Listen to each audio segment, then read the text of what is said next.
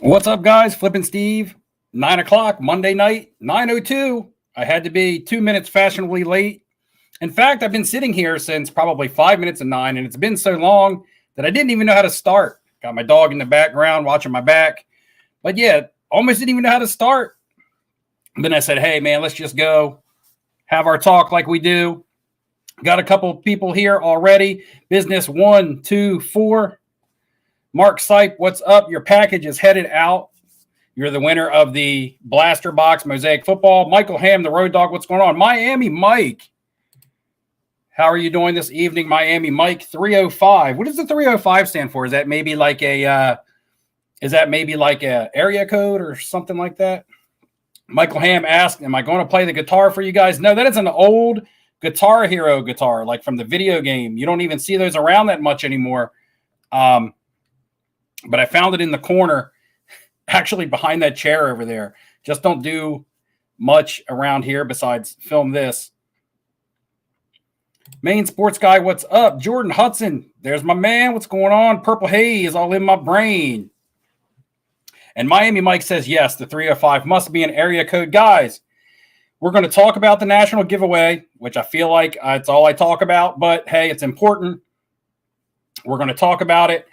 Like I did in my video yesterday, the last two videos that I did a video with my friends and myself, a bunch of goofballs trying to play some golf, just hanging out. There's going to be questions from that video, and there's going to be questions from my video that I filmed when I was driving to work yesterday. That was a video, not a live drive. And we're going to try to get at least 5 more names in here. I'm going to run down the list of names that we have.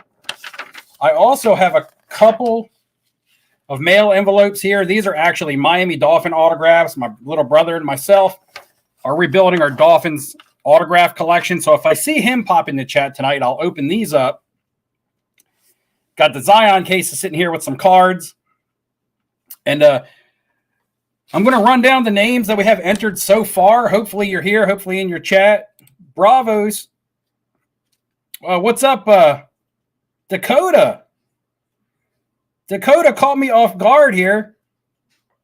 Dakota, I was going to message you and see if you wanted to come on tonight, but I didn't want you to feel any pressure or anything like that. Michael Ham, I need the drum kit.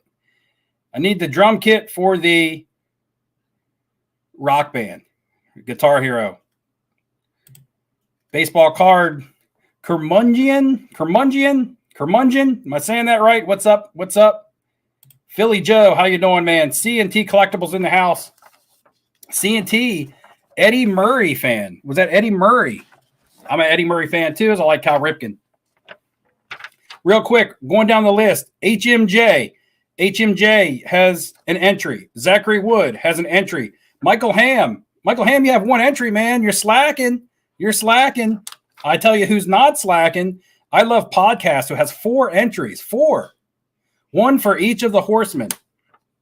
Joel Garza, Trader Griffs, M. Perk, HW Sports Cards, Jordan Hudson, Mark Sipe, Charles Fuchs, Stacking Gems has 2.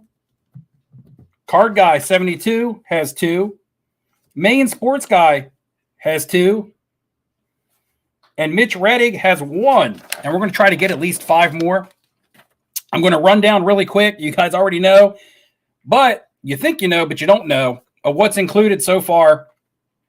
So, and I'm going to segue this into something as I see some more of you guys coming in. Bushleggers, what's up? Jeff Silversmith, how you doing? Global Sports Card Investor, what is up? Marvel Guy, one of the Merle's World doppelgangers out there. One of the many. Glad to see you show up. Hope everyone is safe and well. Yes, yes. Speaking of safe and well, really quick story. Before my live stream was about to go, my wife was on her way home from work. We both get home from work at almost the exact same time, 8 p.m. She calls because she had to stop at the store and get some pet food and things like that. And she's like, I put my wallet down in the store and I walked out. I went back in to get it and it was gone. Which means I have a pretty large credit card that's in my name, but she has a card on the account. So I had to call my credit card company, be like, hey, look, lost stolen card, got to start closing stuff down. she called the bank, canceled her debit card, and then called me back and said the Walmart customer service desk called her and said that it was turned in. Said that someone found it, turned it in. Everything was still in there. Even the $6 cash that was in there was still in there. And basically she got to the car, and before she even got in her car, the wallet was turned in. So that tells me there's still hope in humanity, right? There's still, just when you think everything is bad and things are going wrong and nobody out there is a good person, you get surprised. And I don't mean nobody out there is a good person, but you get the general consensus feeling. You just don't expect something like that to happen in these days and times. And that was pretty cool. Anyway, got me a little off track telling that story. I thought I might have to even start the live stream like 30 minutes late because of that. But anyway, talking about the national giveaway. You already know it's Friday and Saturday night in the Borgata. All right. That was $1,350 out of my pocket. And there's a reason why I'm putting the numbers out there. There's a reason why I'm putting out the numbers out there. You'll see when I get to the end. That's out of my pocket. Then there's been some money that I've made off the YouTube live streams and that I've also had donated from others in the hobby. That's up to about $500. Shout out to Dakota, Sports Card Anonymous. And shout out to another viewer who I'm going to let him remain anonymous at the moment, unless he, would like for me to shout him out. For your guys' donations, very helpful. And so far we've snowballed up $500. $500. Got me laughing here, Global Sports Card Investor. $500 towards expenses. That may not be travel. That may not be airplane tickets. I'm not sure. It just depends on what you're going to need once the winner is drawn, which will be probably very early July, probably by July 4th, to give you about a month to plan. Also, I got a tax rebate check for $300. I'm chopping that in half, giving $150 out to do a $150 basically bargain bin challenge with whoever is there. Content creators, myself, anybody who wants to get involved and meet up, we'll do a meetup and we'll be like, hey, here's the rules. Meet up again at the end of the day, see who got the best haul for $150. So I'm going to pay for that, for the person to get into that. Also, today, which not as of yesterday when I talked about this, did not have this yet. But here is VIP ticket that you'll take to the front. They'll scan, they'll give you your bag of goodies, everything included, the packs, the free cards, the free giveaways, 12 tickets for autographs, every day pass for all 5 days if you're there early. I'm only going to go in for 3 days, but this will cover every day if you're there early and want to go every day. Also get you into the VIP lounge. Also get you 30 minutes early entry every day. That was $170.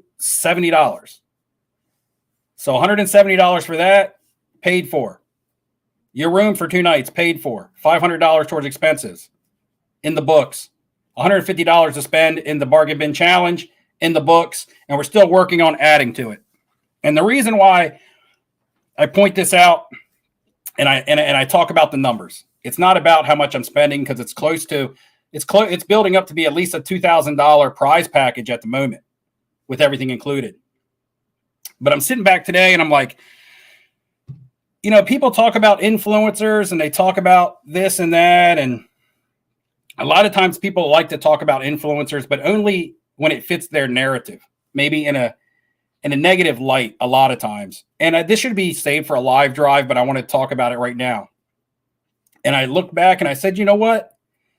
I'm not really that big of an influencer. I said, I'm not that big of an influencer. I looked at my, my subscriber count. That doesn't mean anything. It's views. I'm getting between 500 and 1,000 views. And that's all I care about, because I'm getting the views from the people who care about the channel and that care about me and care about the other people that follow my channel. But when I say that I'm not that big of an influencer, I might have an influence over a handful of people that watch my content, hopefully in a positive way. But I don't have any influence on the big players. the big content creators, the big people in the hobby. I don't have any influence in them. They probably don't even know who I am, and I'm fine, and that's cool. But one thing that I was hoping to do when I set out and I did this giveaway last year, and I came back and I did it again this year, was to hope to draw attention to the giveaway.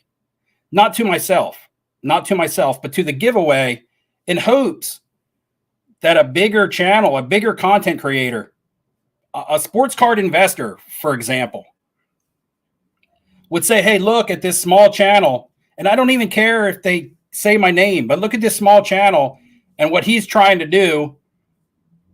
And, to help someone get a trip to the National, maybe the trip of a lifetime for some people, maybe something they'll never be able to do otherwise. And look what he's trying to do.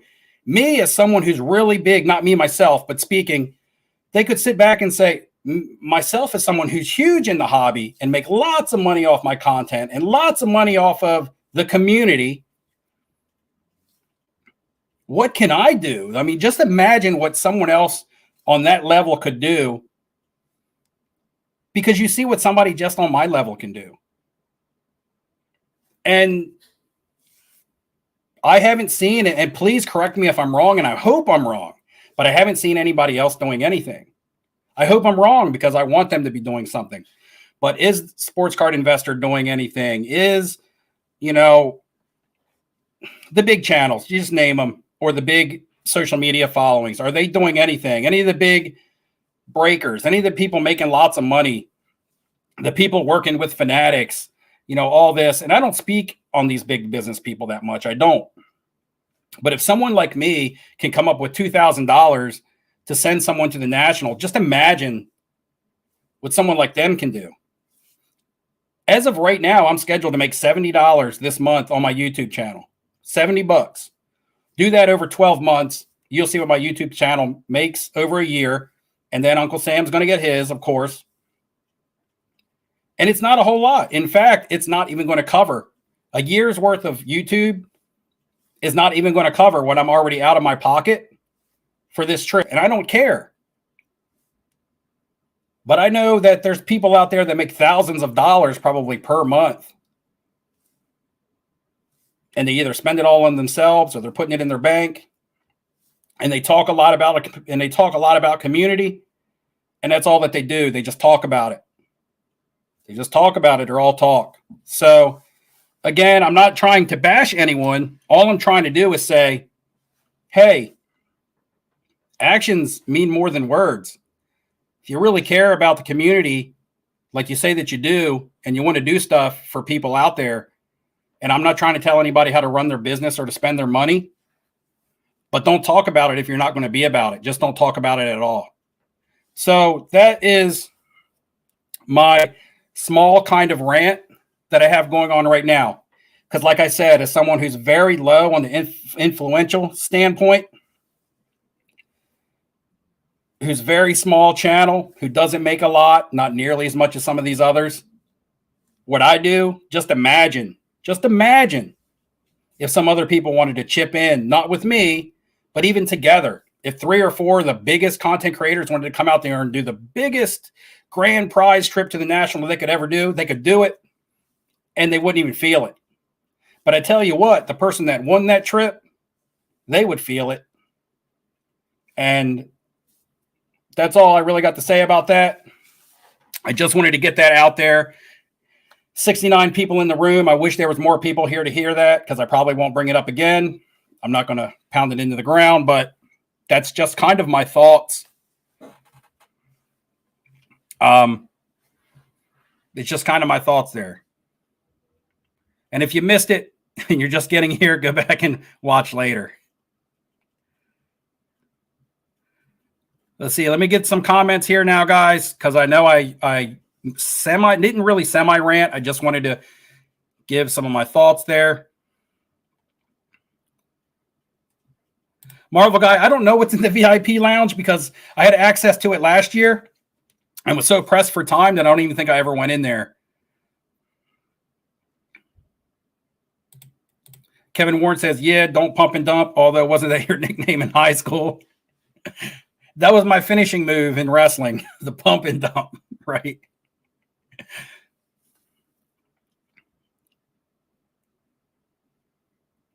Let me see what we got here.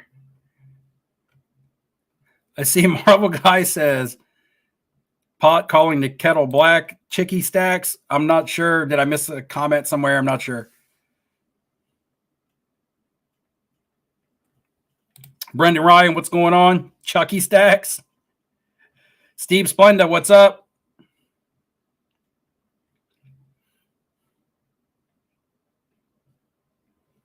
Let's see. Oh, Jordan, you sent a message to Card Ladder about it? That's pretty cool. That's all I got to say about that. Yeah, Kamikaze Collector. Yeah, I don't have to do it. That's the thing. I don't have to. I want to. I like to. Merle, I don't know. I don't know if they have enough alcohol there to get me to dance in the VIP lounge. And in fact, I don't know how many people would stick around if that started.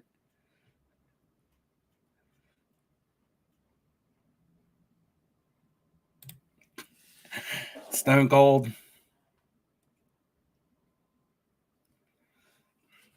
And again, this isn't a bash session for other people. In fact, I wish it would get back to them.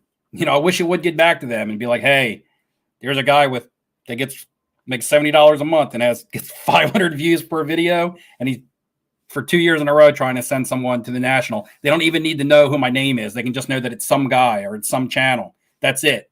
I'm not looking for it for myself.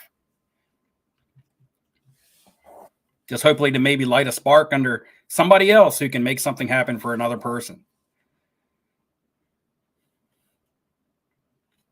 So anyway, let's talk about something I really don't want to talk about real quick. Let's talk about the Boston Celtics finals. That performance last night was not good. The performance in game one was almost too good to be true, which we saw in game two. What do you guys think? I'm curious to see what you guys think over there. Celtics, Warriors, how many games is it going to take? Go ahead and put that into chat for me. Celtics, Warriors, who's winning and in how many games? And who's winning MVP? Also, let's do a question real quick, and this isn't even going to be about the content. Now, only answer the question, guys, if you want to be answered. Remember, only answer the question if you want to be entered into the national giveaway. All right. And if you can attend and if you're 18 years or older, all right, you have to be an adult. The first question has nothing to do with my content. It's just sports related. All right. Who was the Celtics leading scorer in their game one victory? Who led the Celtics in scoring in their game one victory? First person. Oh, it's taking a time. Everybody's going to.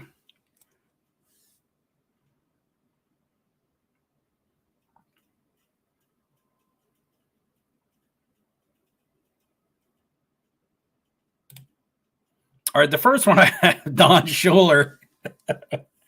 Oh, damn. The first one I have in says Al. So I'm going to take Al. For Kevin Ward, I'm going to take Al, but then I'm also going to take, I guess I need to start specifying a little better, but I'm going to take Al for Kevin here. And Kevin, let me make sure this is your first one.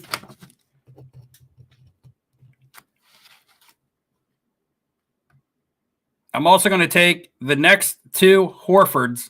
All right. So I'm going to take Noonan cardboard.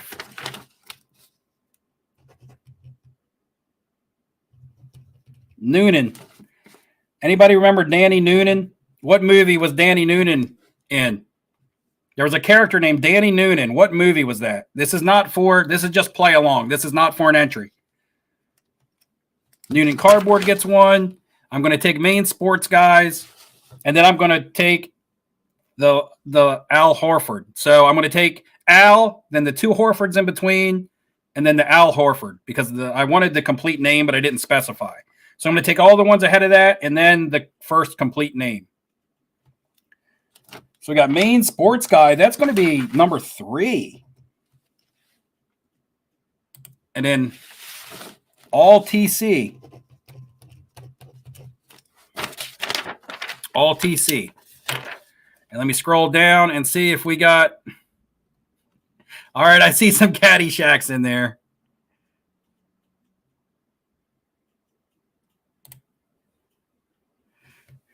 Caddyshack.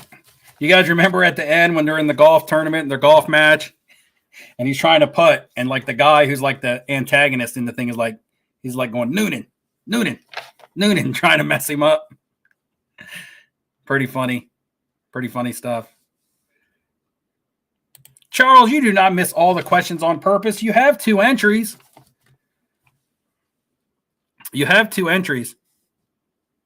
Who is your favorite character from Caddyshack, since we're on that? Your favorite character from Caddyshack.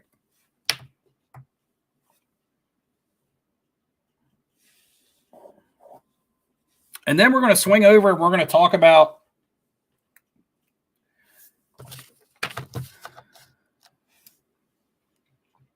let's talk about the NFL real quick. Let's talk about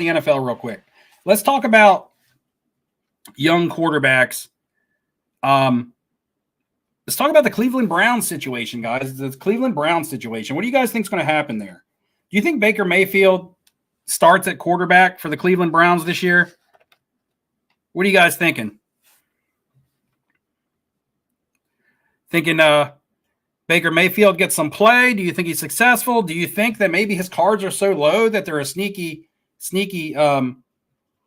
purchase right now? I tell you right now, and this is going to be I'm going to do a super or another video. I'm going golfing with my friends again tomorrow. Might be a little bit of that action. But one thing I want to talk about is there's different kinds of buyers / sellers / people out there right now. You have a lot of people.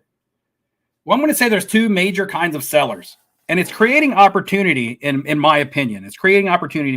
Now, will we see card prices continue to drag and go down? Yes, I do believe we still have a little bit of bottoming out to do. With that being said, that doesn't mean that you couldn't buy a nice card now and make something on it, in 6 months, 8 months, 4 months, whatever your end game is based on the card and your plan. You'll just make more again if you buy at the basement. That's always the guessing game. That's always the best time to get in. But you have people who are selling in fear. Okay, some people are selling in fear because stuff's bottoming out. They want to get out from under some of the cards and cut some of their ties, and they're selling because of fear. They're scared. They got to get, they're underwater on a lot of stuff, and they fear, they can't afford to hold. So they're in fear. You got the other people that have to sell to make ends meet right now. With inflation and gas prices going up and groceries and everything going up, not only do people have less disposable income to buy the things that they love, but you're probably getting into a certain area where people actually have to sell the things that they love. A lot of people say that the buying has halted, and it has. The buying has really slowed down for a lot of people because their wallets are tighter. Their bankrolls are less, because of necessity. They got to buy things that are necessary for their homes and for their kids and to get back and forth to work. So you have people who are tighter on their money, not by choice, but because they have to be tighter on their money. They have to be responsible. So you have less people buying. But then you also have people who might be in a situation where they have to sell. And unfortunately, this is the worst part. I hate this part because people have to sell to make ends meet. Because not only are they tight, they're desperate. Now people are desperate. They're not scared. They're not scared. The people who are scared are panic selling. You have people who are desperate and they sell even though they don't want to sell. And it creates opportunity for the people who have money and the people who are sitting on money and the people who are waiting for something like this to happen. The people who are waiting for people to pull out really nice cards from their collection that have been stashed away, and all of a sudden they need to sell them because they can't afford gas to get back and forth from work. So that's your different kind of sellers right now. Your biggest sellers are the people who are in fear and are desperate. Then you have the buyers who are sitting there like sharks in the water, like waiting for this, waiting to pick apart some of these nice cards that are probably going to hit, that some people may thought they have never wanted to sell or needed to sell.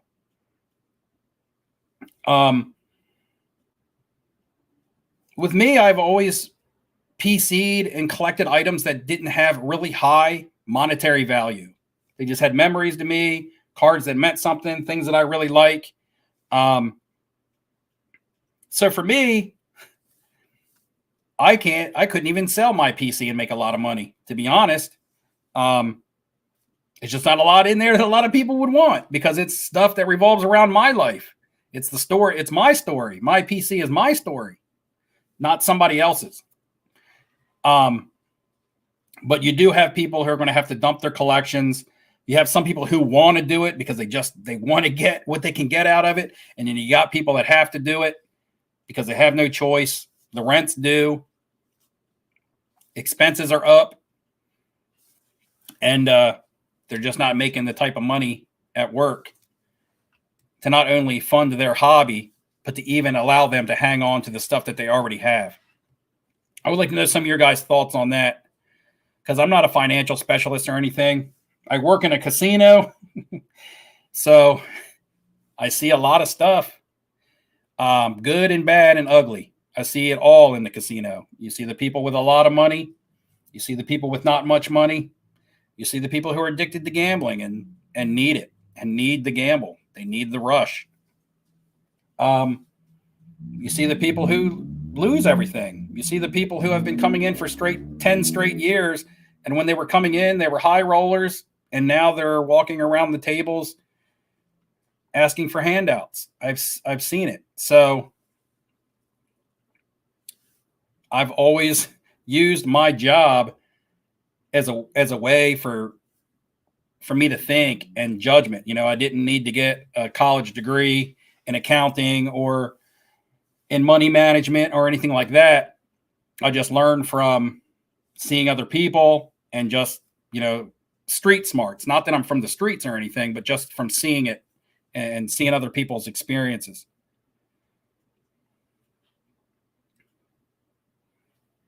Let me pull this.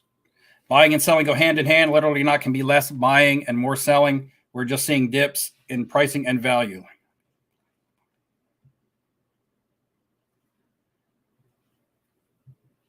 But you can see, I'm not saying the quantity of buying and selling going in on, but the amount of people.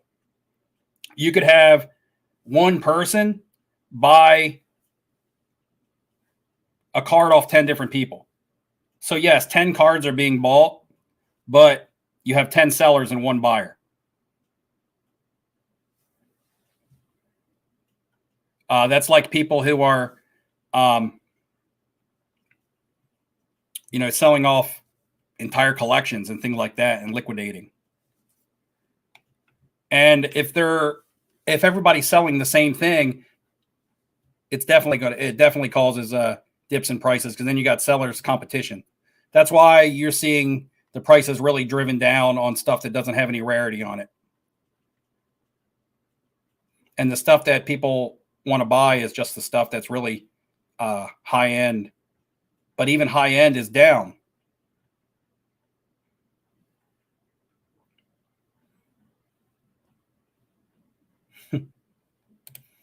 Ink, paper, wax collector, today's buyers. Ted DiBiase's $1 Million Man with the laugh. Brandon asks, is the Frank Sinatra a PC card? Yes. Pretty much any music item or Hollywood item that I buy is PC. We'll get into that right now. Really quickly, you see this. This is a 4-row Zion case. All right. Now, I'm going to tell you the truth about this case. I'm going to tell you the truth that Zion Cases doesn't want you to know. I'm going to tell you the truth that Roth Cards doesn't want you to know, because he advertises this case on his channel, so it just busts his balls a little bit. This case, when it's full, 4 rows across and however many deep it is heavy.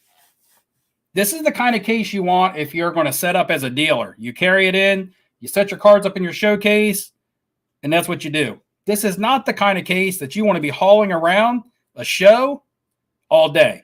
You won't, because you will come out looking like some of these wrestlers that you guys have named. You'll come out sore. You'll go to work a couple days later and be like, why does my shoulder hurt? And you'll be like, oh yeah, that's right, I was carrying that case around a card show for the last 3 days. This is what I carried around in Chantilly, in Atlanta. Before this, I was carrying around this. So this is 3 rows. This is 4 rows.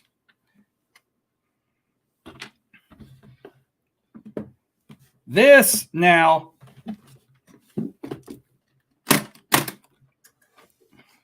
it's got 1 row of cards and a little bit of stuff here. This is all stuff that I'll be selling, probably on consignment, maybe auction.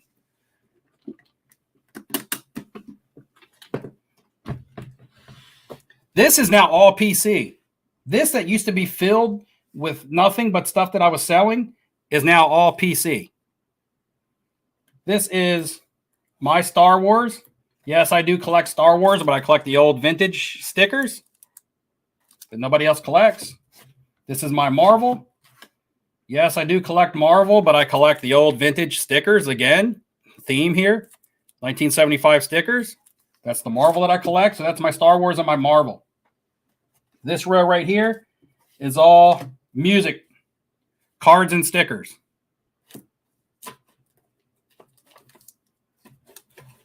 This row right here is all celebrity stuff. Like old school celebrity stuff. Like the Burt Reynolds auto patch. So this is all like movie stars. This is all music. Let me see if we pull one random one out of here. Not Heart. You don't want to see Heart. Is an old Paul McCartney.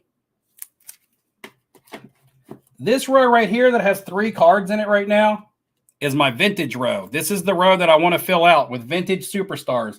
I'm mainly targeting baseball, but I'm also going to look at football. I think there's a lot of value there. That's the direction that I'm going in. I want to fill up a row of vintage.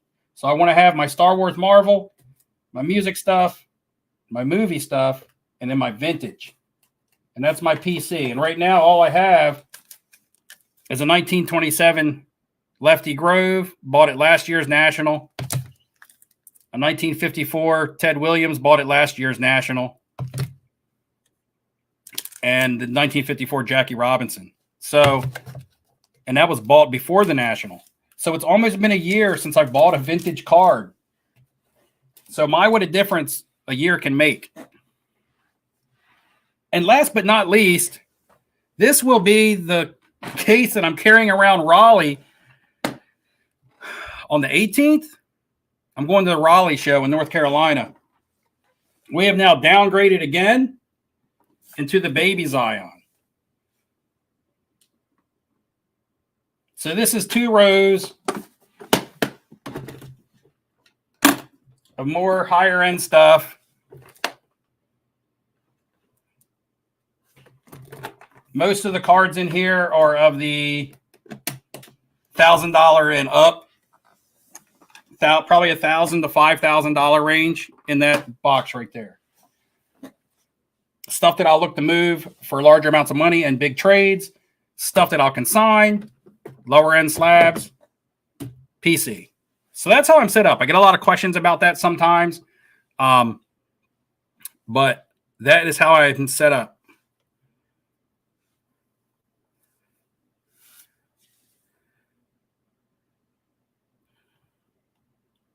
Let's see. Let me get to some.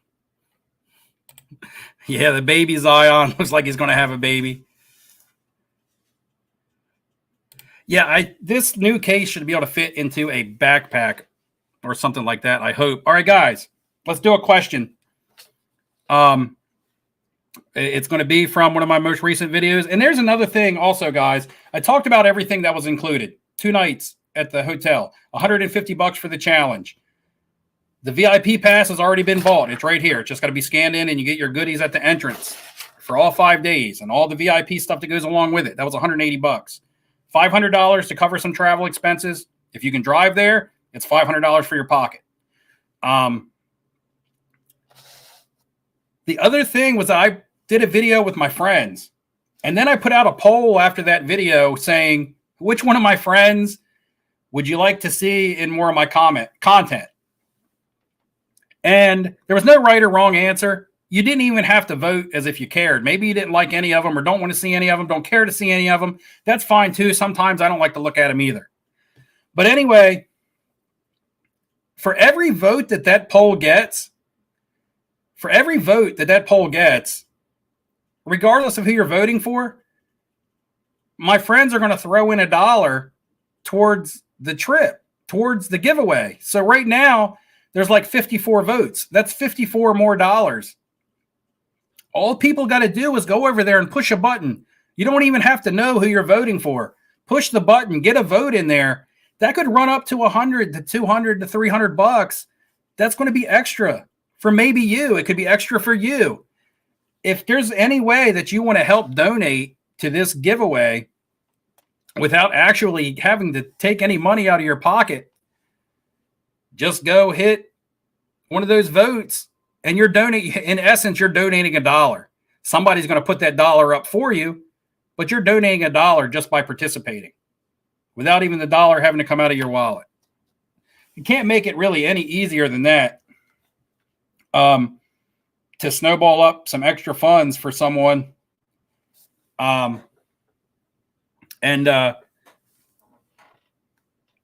I just got a text message. Might be able to get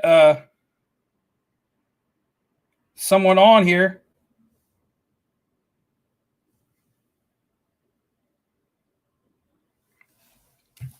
Might be able to get a guest here in a moment.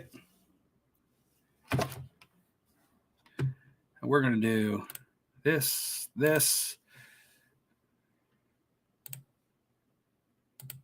All right, guys. If you can't see me,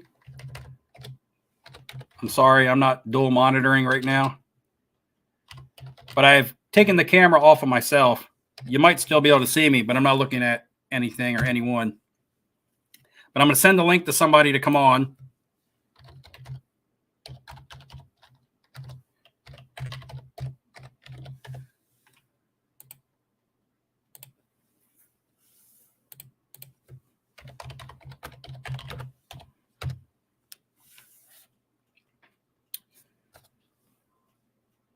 And I'm going to ask the next question. If you guys don't know how to do that vote, just go over to my YouTube page. And I think you can click a tab that says community, and it'll take you to all my polls that I've ever had for voting and things like that. So if you can't figure out how to get to that, if you can't find it anymore, that's how you can find it.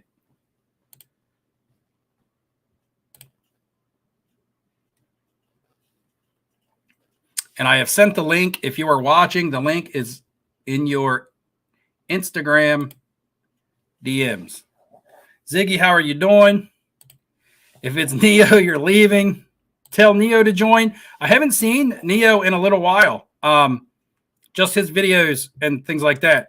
We want backyard breaks. Maybe for Halloween, and Glorious P, maybe for Halloween, I'll be able to get someone to come on here with me, and we will dress up like backyard breaks. I am trying to lose a little bit of weight. Nobody can really tell. But hopefully by Halloween, I will be able to wear a halter top and it actually be presentable. And then I can dress up like backyard breaks.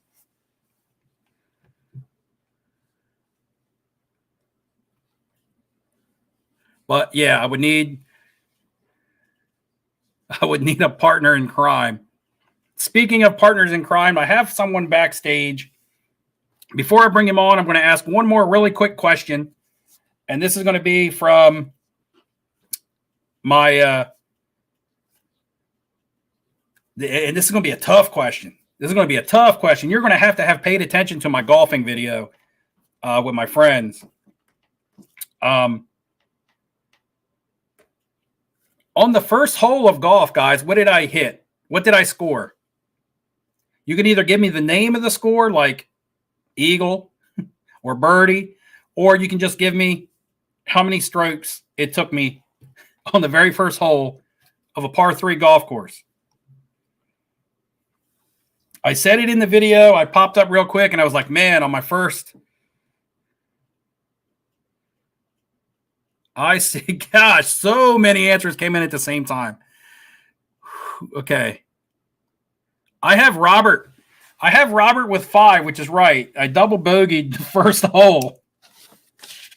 So I have Robert Lanham with. So Robert, if I didn't specify this at first, this is to get you entered into the national giveaway. If you are interested in the national giveaway and it's something that you can attend, then give me a thumbs up in the chat. If not, I will go to the next correct answer, which would be Kamikaze Card Collector. So let me know. That way I don't put somebody in that doesn't want to be entered.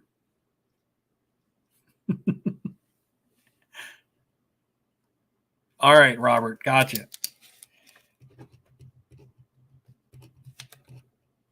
And now, waiting patiently backstage, I almost did not recognize him. We're going to add Dakota. What is happening? And let me get my headset on so I can hear you, first of all. Oh, boy. He can't hear. You're wondering why I can't hear you.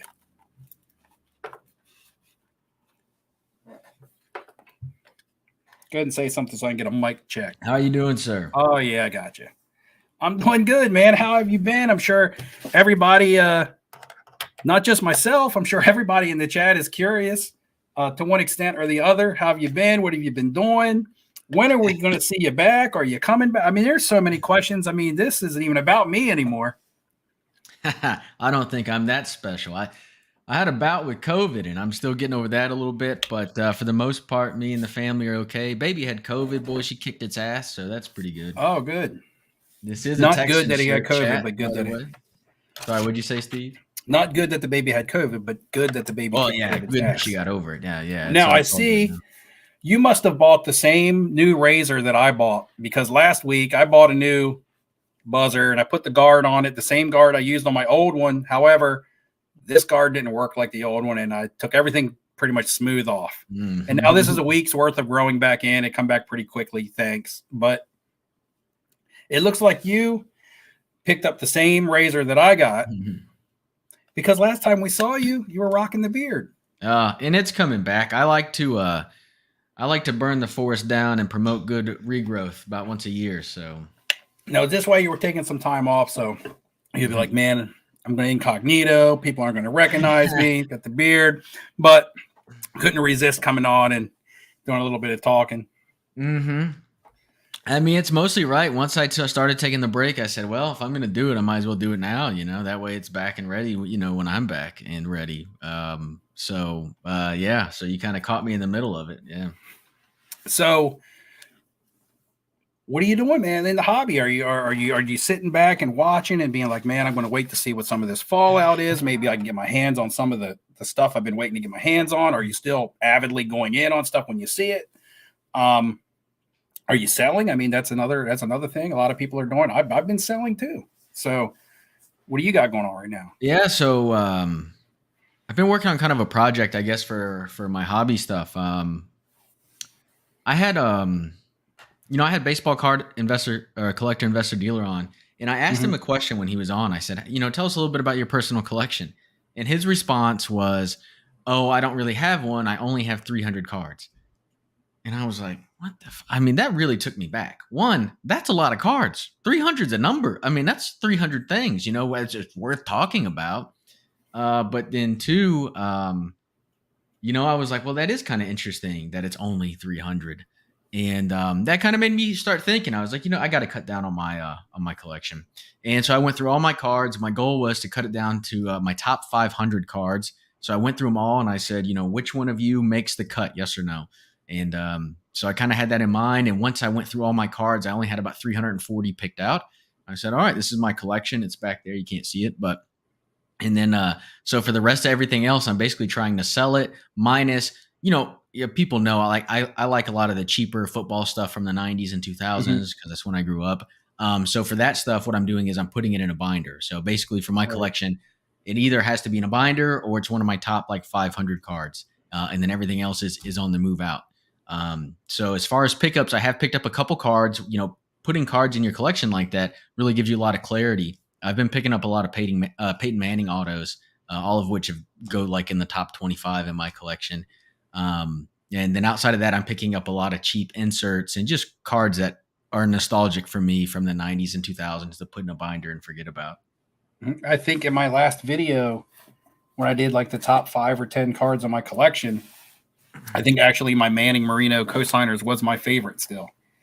I had bought all these new cards at real high end Larry Bird, the Marino 1/1 auto, and when I sat down and looked at all of them, I swore up and down that 1/1 Dan Marino was my favorite when I got it in Atlanta. I mean, then when I put the cards next to each other, I was like, the Manning Marino cosigners is still my favorite, and I'm like, it didn't, So yeah.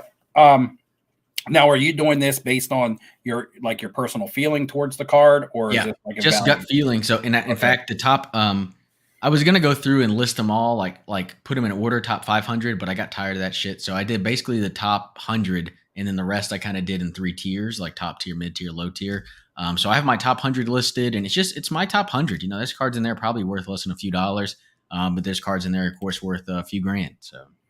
So Troy says he needs to slim his down. He's going to go down to 5,000. Yeah, that's basically what I'm cutting down from is 5,000. It's going to be a bitch to sell all the other stuff, but it is what it is. I kind of keep my sports cards to a minimum. My sports card PC is actually really, really small, especially on the high end stuff, like maybe 10 cards. And when I move one in, I move one out. I kind of try to find that this is my new favorite Dan Marino, or this is my new favorite Larry Bird, but I don't need 5 Larry Birds. You know what I mean? Yep. Now with my lower end stuff, the music stuff and all that, I want to grow the music sticker collection as big as I can. I want to get as many stickers, the old Dutch prints, as many of that stuff as I can. I don't care. It could be 3 or 4 of the same band. I could have 5 different Rolling Stones items in there. It doesn't matter. So I just picked up really 2 cool ones from Sweden. I'm waiting for them in the mail. So I'll reveal those when I get there, or when I get them, and who knows how long that'll be coming from overseas. One thing, I just had a PSA order pop from like last year that I submitted through Sunday League Investors. So it's all soccer cards. It was about 9 modern soccer cards, maybe 10.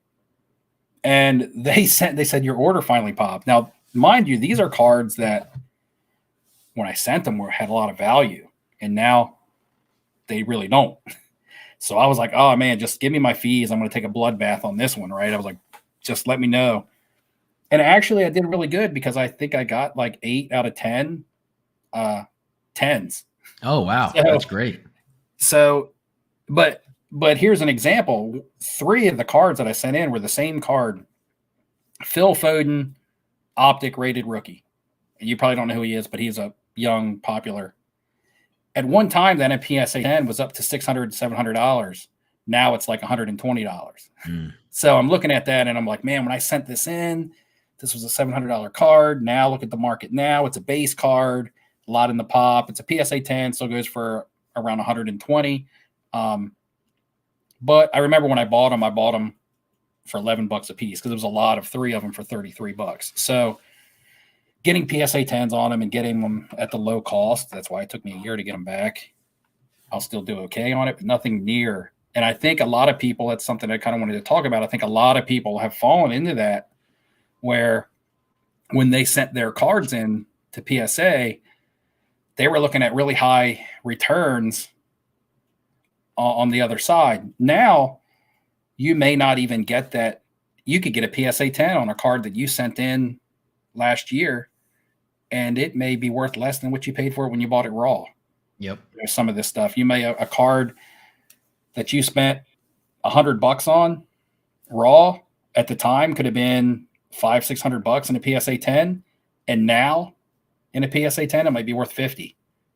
And now you're looking at the big turnaround time, and I think that's had a lot of effect on the market. Had a lot of effect on people who flip. I mean, it's affecting me. Luckily, it's not really going to affect me to where it's hurting me. I'm just not making as much. But I'd like to know if anybody in the comments has run into that situation with any PSA orders that they may be getting back now, where the cards, even in high grade, aren't even valued at what they were when you bought them raw.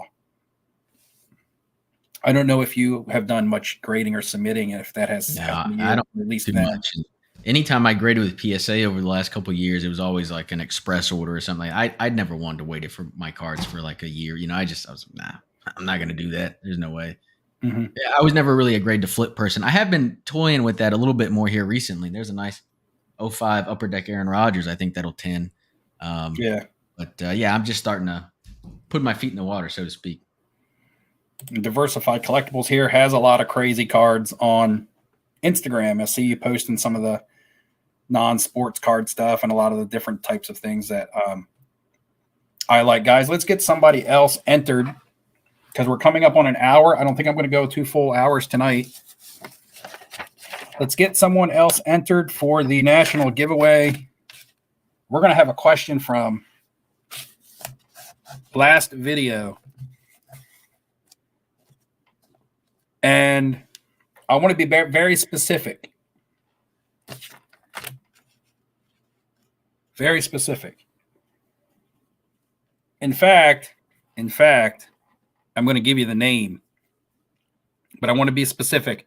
In my last video, I showed a Cal Ripken card that I bought and got in the mail.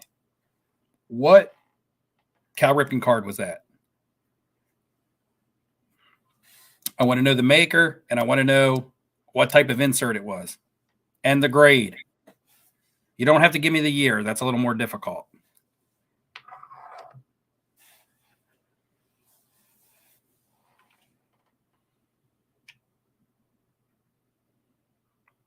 See the answers coming in, but you're leaving a part of it off.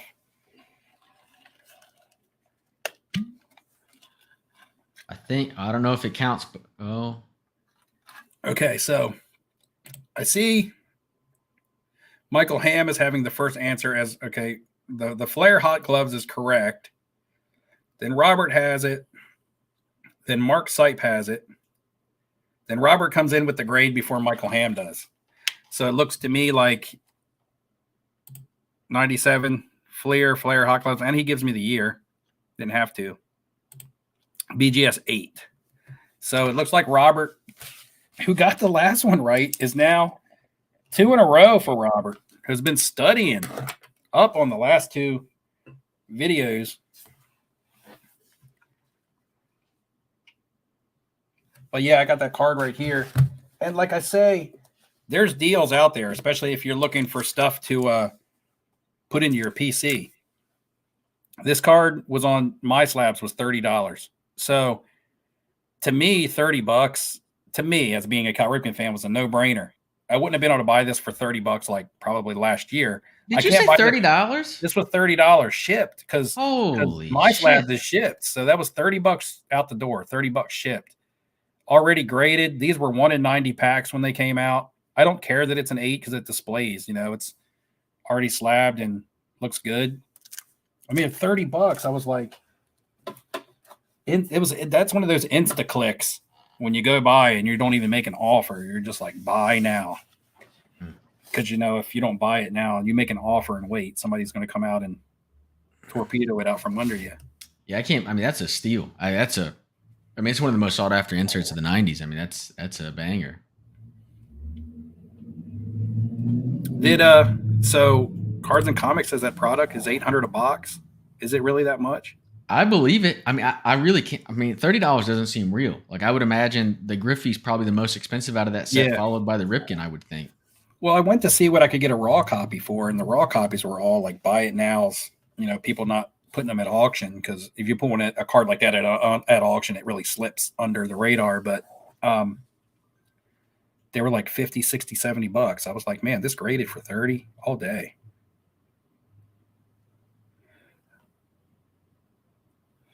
Robert says another one went on eBay for $22, also in a BG. That's probably mine. I'm going to probably guess that somebody bought it on eBay for $22 and put it on my slabs for 30. Made $6 and was happy as could be. Yeah. And I'm wondering if that was free shipping on eBay, or if it was $3, $4, $5 shipping. At the end of the day, you're looking at probably almost the same price.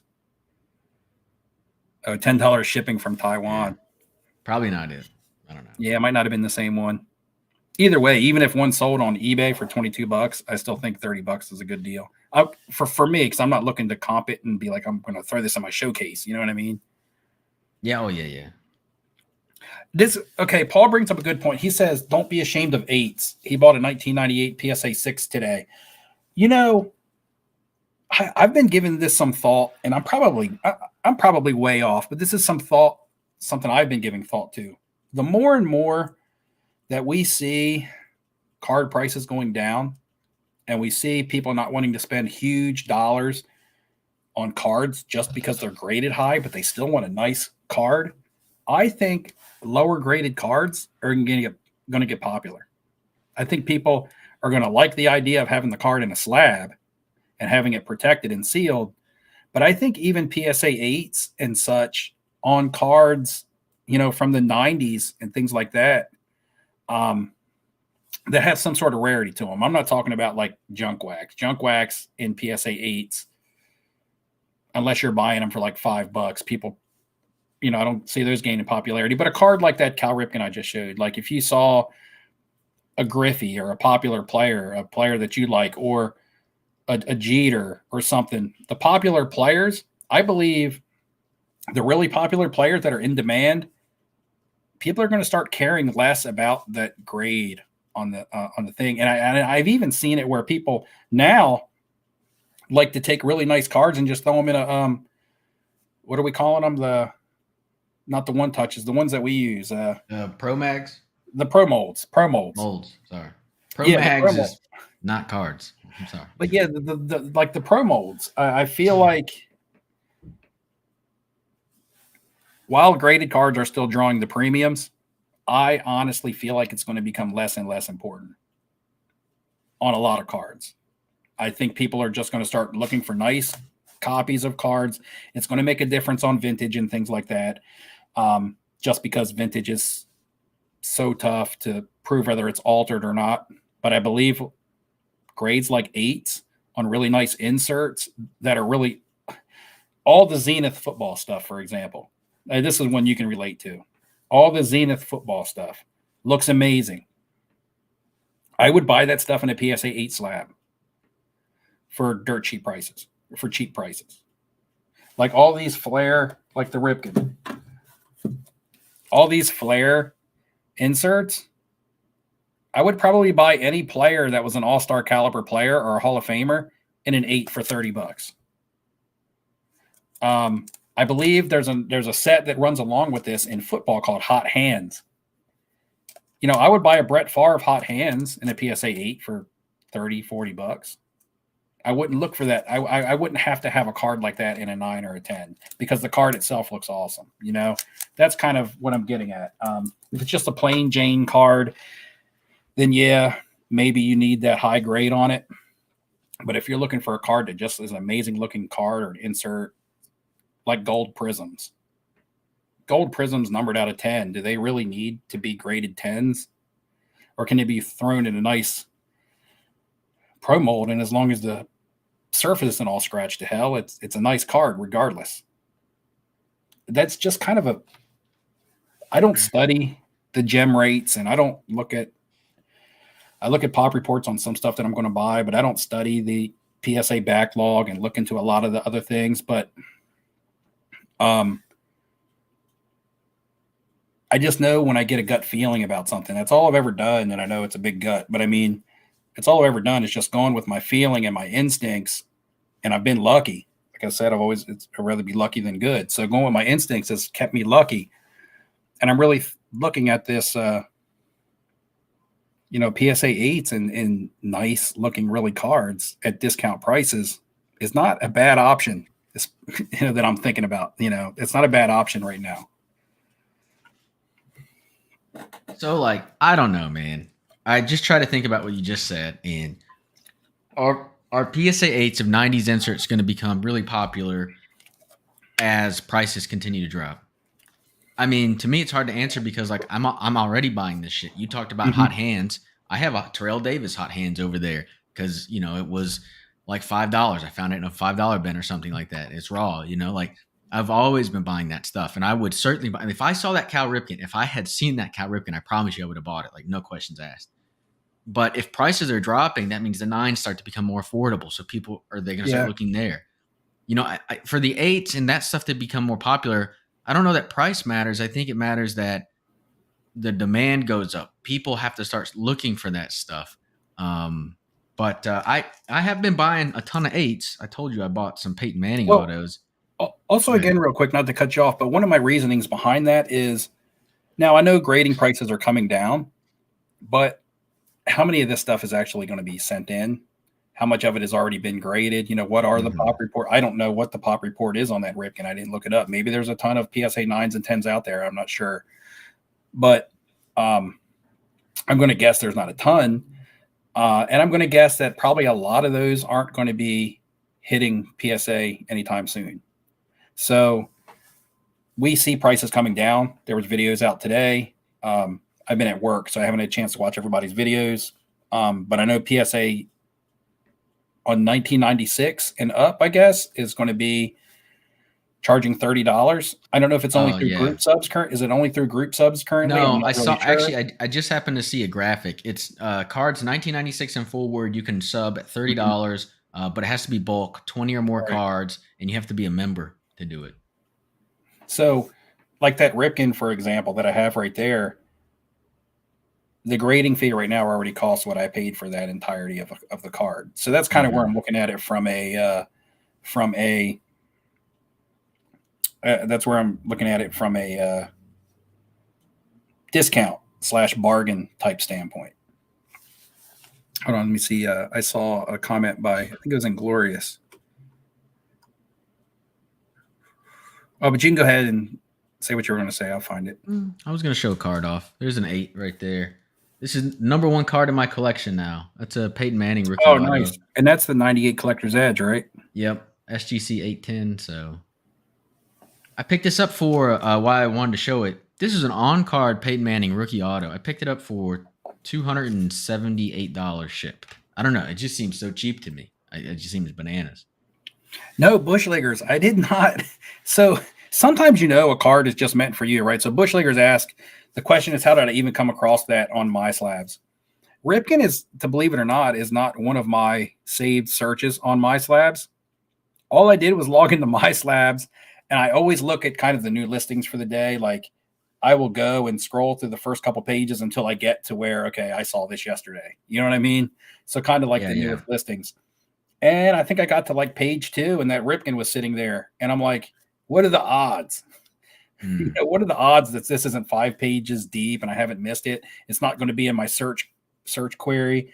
So I'm like, that card was sitting there for me to buy. That's the way I look at it. Sometimes a card's just meant to go into your collection. So it's just one of those things where I was that like, card was a bargain. I really don't know how someone had that listed for $30. I don't know how it sat there that long. I mean, those cards are actively sought after. I really don't know how you got that. And it could go back to, unfortunately, what I was talking about earlier, where some people are having to sell out of necessity, because there was about 4 other Ripken cards listed with this Ripken card. You could tell because it was if somebody was posting a bunch of their cards. And I went into that seller's other items, and most of it was, they had like a 1988 Fleer Glossy PSA 10, a 1987 Fleer Glossy PSA 10. So Fleer Glossy is kind of like Topps Tiffany. Yeah. And I was just looking, and I was like, these are just random Cal Ripken cards. This was a Cal Ripken collector. They're selling some of their collection. Now, why are they selling some of their collection? I don't know. And like I touched on earlier, where some people right now are having to sell because they can't fill their gas tank up, So it's like maybe they're selling off some of their lower end stuff, like you were talking about, consolidating into some of your favorites. And maybe this was some of their lower end Ripken stuff that they just wanted to get rid of. I don't know. It could be multiple reasons. But it was an opportunity for myself. And so, it was. Yeah, it's beautiful pickup. And shout out to Deshaun Watson showing up in the chat there. I see him there. A few posts there from Deshaun Watson. So. Oh, where is it? Yeah. A little bit of maybe a bot. I don't know, the Deshaun Watson let's bot. See, we got we'll just put him in timeout so we can get some more spam in 5 minutes. Nah. So I do see my brother in the chat. I am not going to highlight his name because he might not want me to. So my brother is in the chat, and I said if my brother showed up, I'll call him Tim. That's his name. So I said if Tim showed up, I was going to open 2 packages from the mail. Everybody's scrolling chat right now to figure out who Steve's brother is. So he's the porn person that I just blocked. But anyway, 2 of our Miami Dolphin cards came in today. My brother and I are working on rebuilding the Miami Dolphin autograph collection, and it's starting with like the 92 Pro Line stuff because they did autographs of everybody, even people you never even heard of. But yeah, I said if he was on, I would open these up. So I'll open one. And I'm not sure which one is which, but you can tell they're cheap because they're just in plain white envelopes.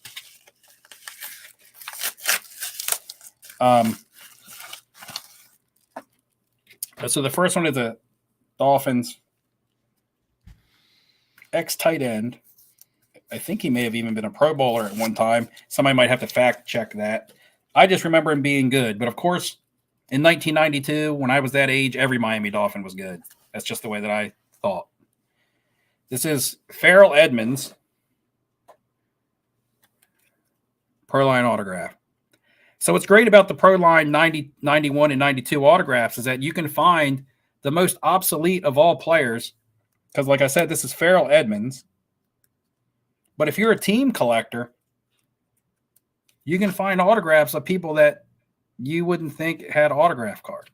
Mm-hmm. That's why that set was great. And I thought the photos on that set were awesome. A lot of people didn't, but is that like a Miami Dolphin starter jacket? Does anybody remember who in the 90s had a starter pullover or starter zip-up hoodie? Dude, I was looking for those like a few years ago. I was looking for those on eBay, and I was like, damn, these things are so expensive, man. Now they're expensive because, everything comes back around and vintage clothing and things like that. But, I mean, they were expensive to get. They're probably more expensive than they were back then, and they were expensive to get back then. Like that was a Christmas gift, That wasn't just like, hey, Mom, take me out and buy me this. That was like, this is your Christmas gift, and that's it. You know what I mean? Yeah. Type expensive. Opening the second one. And my brother only lives a couple blocks away, so I can actually go over there and deliver them to him. He's holding the collection for us.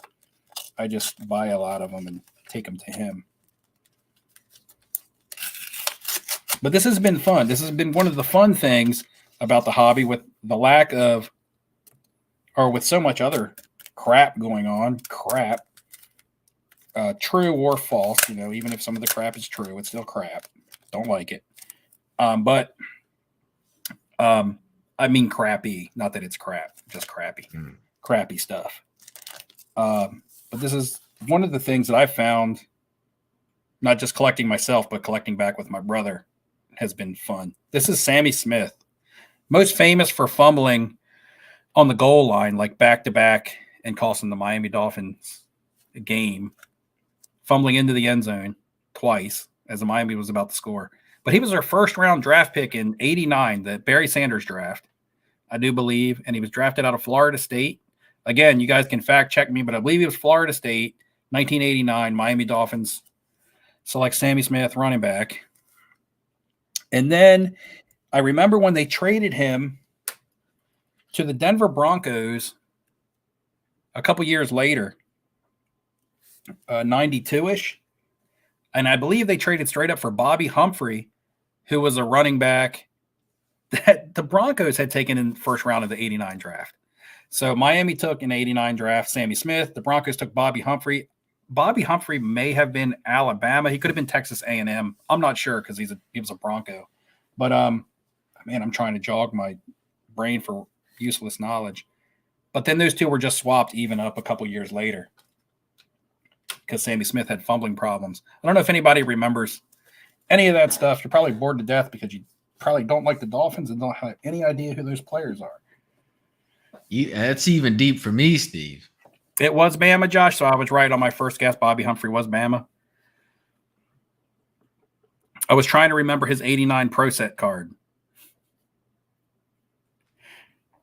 Adam R, 89 score, Bobby Humphrey. Bobby Humphrey had like a good year or two with Denver. He might have even been a 1,000-yard rusher, and then he's one of those guys that has a couple good seasons and traded away. I don't know why he was traded away from Denver.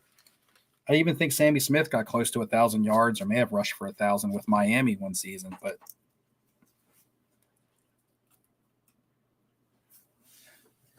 what are you talking about?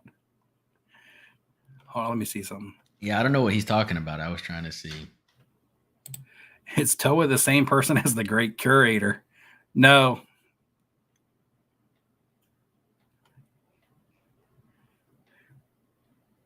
Let's see, what is Adam talking about? I'm not sure. I'm not sure if they know each other and they're just going back and forth messing with each other, or I don't know. I don't know what he's talking about. I've lost. He says, "No way, that still fits you." Oddball.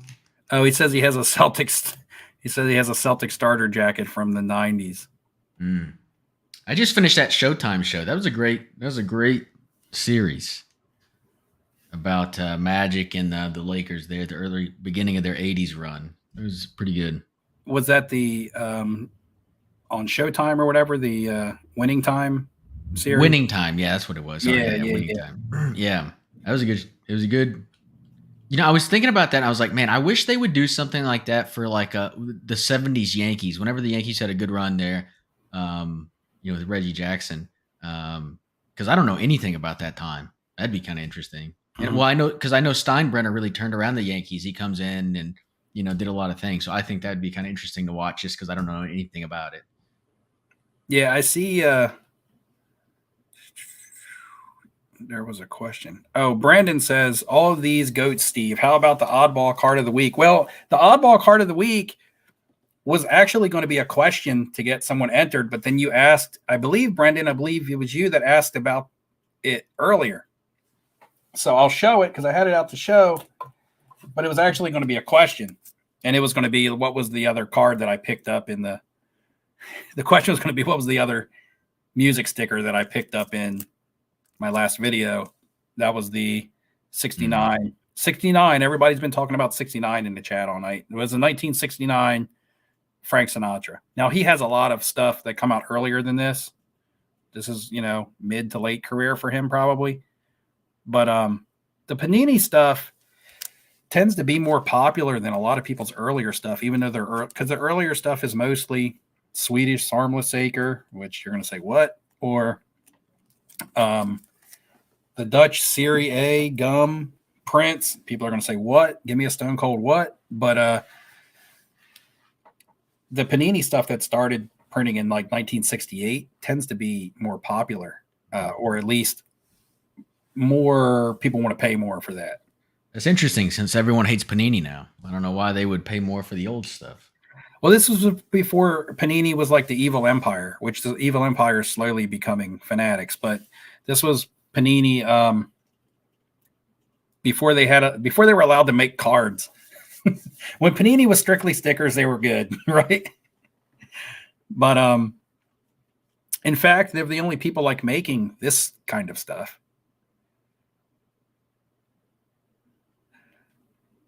Bradley says, Dak, nice to see you. Yeah, thanks, Bradley. Cheers. Steve says Winning Time was okay.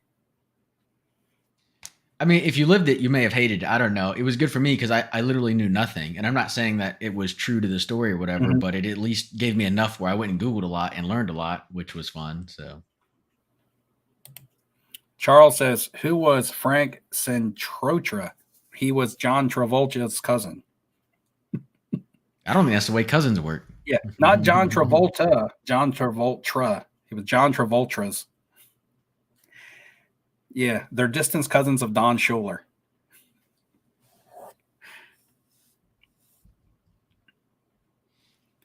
When he had Dr. Jerry Bus card, I do believe like Dr. Jerry Bus, like autographs and stuff, actually trended a little bit during that whole thing. The one thing that I hear, and I don't know because I wasn't around, was the portrayal of Jerry West.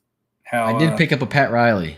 Riley, but the I'd already picked portrayal up a of Jerry West, so I didn't need to. Yeah, that's the Jerry West thing was kind of bad. I mean, it wasn't near as bad as I thought it was going to be because I heard like they made him a drunk and super angry, but that's not how they made him.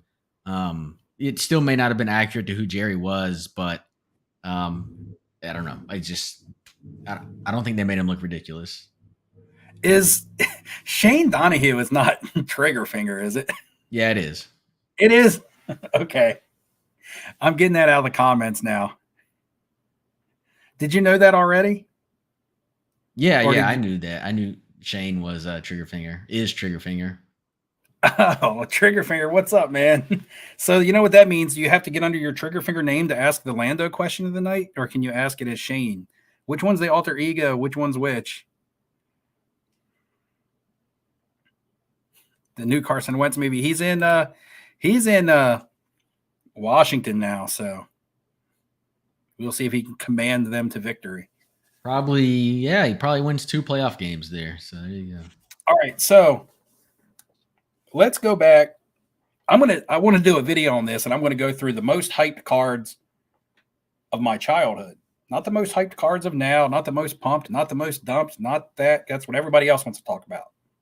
The most hyped cards of my childhood, which is going to go back to between the years of probably 85. I'm going to say from 85 to early 90s, but really like 85 to like 90. Most hyped cards of my childhood that fell flat. Some of the hyped cards of my childhood, like 89 score Barry Sanders, is a good card. Okay. Other cards like 89 tops or 88, like 89 tops of Walt Weiss, Chris Sabo, those fell flat. So let's talk about, and everybody's childhood is going to be different. But what are 3 cards, guys? Participate along. What are 3 cards that you remember when you were growing up? If your friend had them, you had to get them off of them. You had to trade them off of them, and not for personal collection reasons, but for Beckett price guide reasons, because they were going up and they had up arrows by them, and it was fun, and you had to get them.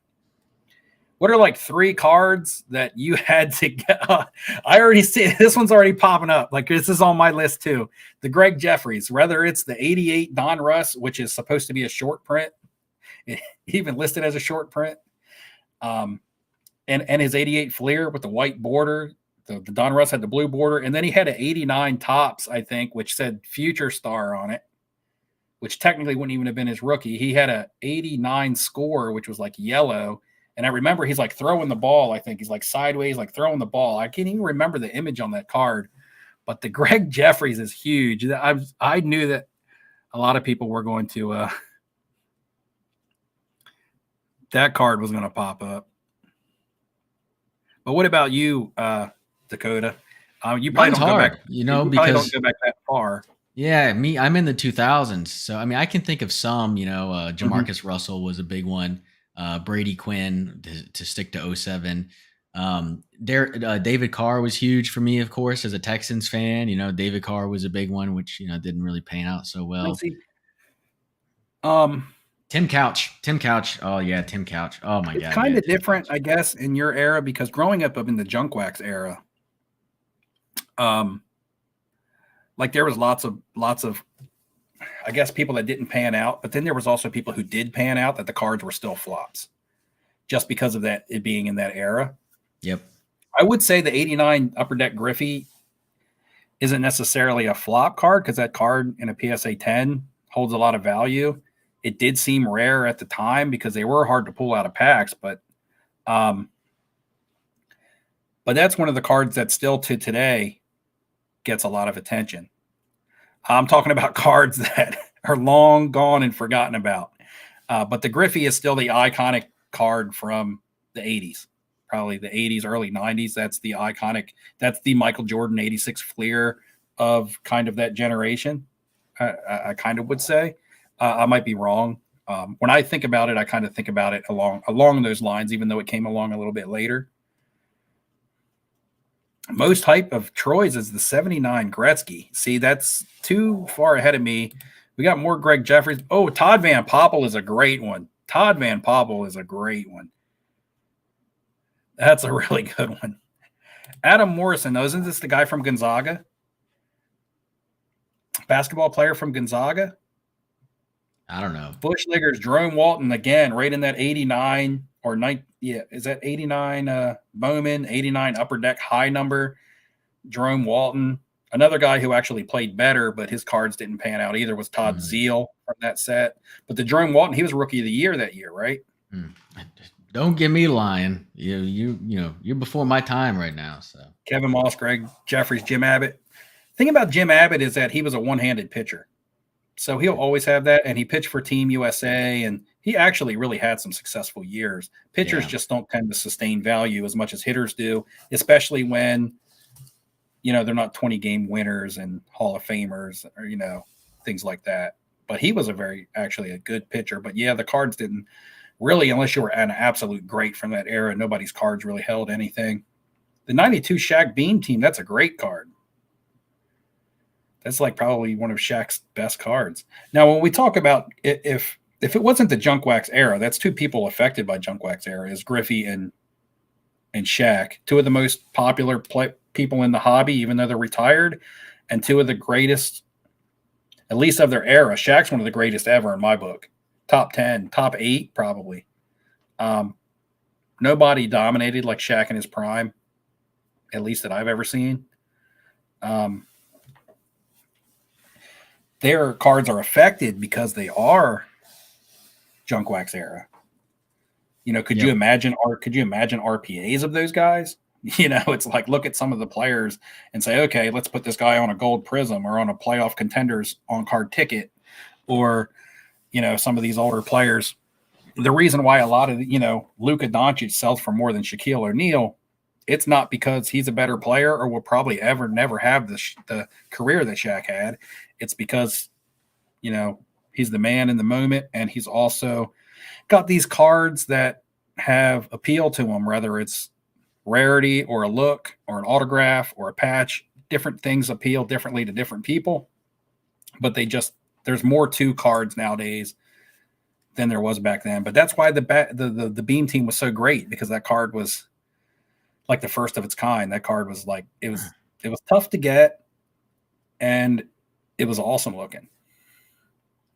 Yeah, 92, you're still a little bit before the companies really figured out inserts.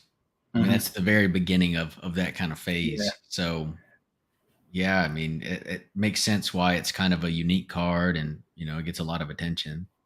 Yeah, and I busted a lot of that 92 Top Stadium Club, and I'm going to probably say I pulled a Beam team in 1 out of 2 boxes, maybe 1 in a box. I'm not really sure. But I remember I pulled a Charles Barkley and a Dominique Wilkins. Very nice. Yeah, we're pack pulled. Here's the shady thing that my LCS guy used to do to me. And I was a kid, so I didn't really know any better. I guess in 92, I was a young teenager, but you get in the habit of wanting to bust packs, but you have limited funds. So you can only buy so many packs, right? Well, in 1992, the card shop wanted Shaq's. Shaquille O'Neal rookie cards of any type were as liquid as it could get. They couldn't keep them in their showcases. Shaq was the biggest thing to come along since Michael Jordan, pretty much. I remember standing and opening packs, and every time I would get a Shaquille O'Neal card, I would just trade it to the LCS owner for more shacks. I mean, for more packs. And then I would pull something awesome like a Charles Barkley Beam team, and they would be like, "Oh my God, what's that?" Never even seen one of those pulled in the store. And they would be like, "I'll give you 10 more packs for that." And as somebody who was addicted to busting in packs, I would keep taking the pack until eventually I wasn't hitting anything to keep trading in, and I was out of money. And then I just walked home with a bunch of commons, and they got basically I stood there and opened. They just kept getting all the good cards that I would get, and they would just put price tags on them and put them in their showcases. And then at the end of the day, I would walk out with no cash, no good cards, because I kept trading them back in for more packs, and eventually my lottery tickets would run dry on me, and I couldn't cash them in for no more packs. So it was like, you would think the LCS would have been like, "Hey, man, you should take a couple of these shacks home." But no. Nope. Hey, that's my whole pitch. I'm anti-LCS, man. They just take advantage of the hobby. I'm happy to see Fanatics going direct to consumer. Well, at least hopefully some, or hopefully they clean this shit up a little bit. Yeah, talking about Robin Ventura. Robin Ventura had some decent years, and he even coached, right? Did he coach the White Sox? He had some decent seasons, but he'll always be remembered for, like, he's the first person I ever saw charge the mound and get beat up. Like, when I was that age, I was always like, there's no way a pitcher can beat up a batter. He's just a pitcher. And then I saw Robin Ventura charge Nolan Ryan, and Nolan Ryan put the noogies to him. He was like, Yep, he's whooping on him. Ventura, I also think he's got a 56 game hit streak in the minors. I think he has. I might be wrong about that, but I think he's got a hit streak down there. Yeah, I remember Shaq back then, man. Even when he was on Orlando and he was young and he hadn't matured fully yet, and he made that team. He made that team an instant competitor. Achilles Smith, that's a solid one from 1999.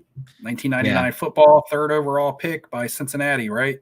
Yep. 99 was bad because in 99 for quarterbacks, you've got Tim Couch, Achilles Smith, Donovan McNabb, Dante Culpepper, Sean King, Cade McNown. I think that's all of them. And none of Donovan was pretty good, but, basically none of them, none of them panned out. Certainly from a hobby perspective. None of them panned out to their – Donovan had some good years. I don't know what his overall stats were, and he was always on the team with Andy Reid, and they had a lot of playoff runs. They tend to always be in the playoffs, but couldn't get over the hump. They did go to the Super Bowl where T.O.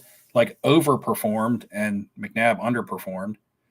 Aaron Brooks. Sorry, he was like a late. Yeah, Aaron. Kurt Warner too out of 99, I guess. Kurt Warner, his rookie cards are in 99. Yeah, but he wasn't in the draft. Right, not in the draft, but his rookie's 99. He was a fun 99's when I start collecting, and I remember we're ripping packs and it's whatever, and then like a few games into the season, everyone's like, "Who the hell's Kurt Warner? Where do we get these cards?" It was it was pretty fun. Your Marvel guy says he can immediately sell any Shaq Beam team for $300 at the LCS. Back then, yeah. I was going to bring up Aaron Brooks, but Toa beat me to it. He had a couple good seasons there for the Saints, but he originally started with the Packers, I believe. Yep. Yeah, his rookie cards are in Packers unis, and then he goes to the Saints, I think, right away. I think in 99, maybe 2000, he plays for the Saints. I don't remember the timeline now, but he was pretty popular there, the early 2000s. I think of a lot of guys that started their careers with the Packers, and then he went on to have a couple good seasons with other teams, like Matt Hasselbeck. Mark Brunell. Mark Brunell. He's a guy that they talked about a lot. Oh, Kurt Warner started with the Packers? Yeah, Kurt Warner was on their practice roster, practice squad for a day or a week or something, and they cut him. And then 4 years later, he's with the Rams. Okay, so he went to play in Canada after the Packers? Yep, yeah. When that's his big story, right? He gets cut, then he doesn't have a job. He goes work for a grocery store, and then the Arena League comes calling, and then he does that, and then he gets lucky, and Mike Martz calls him up to go play for the Rams.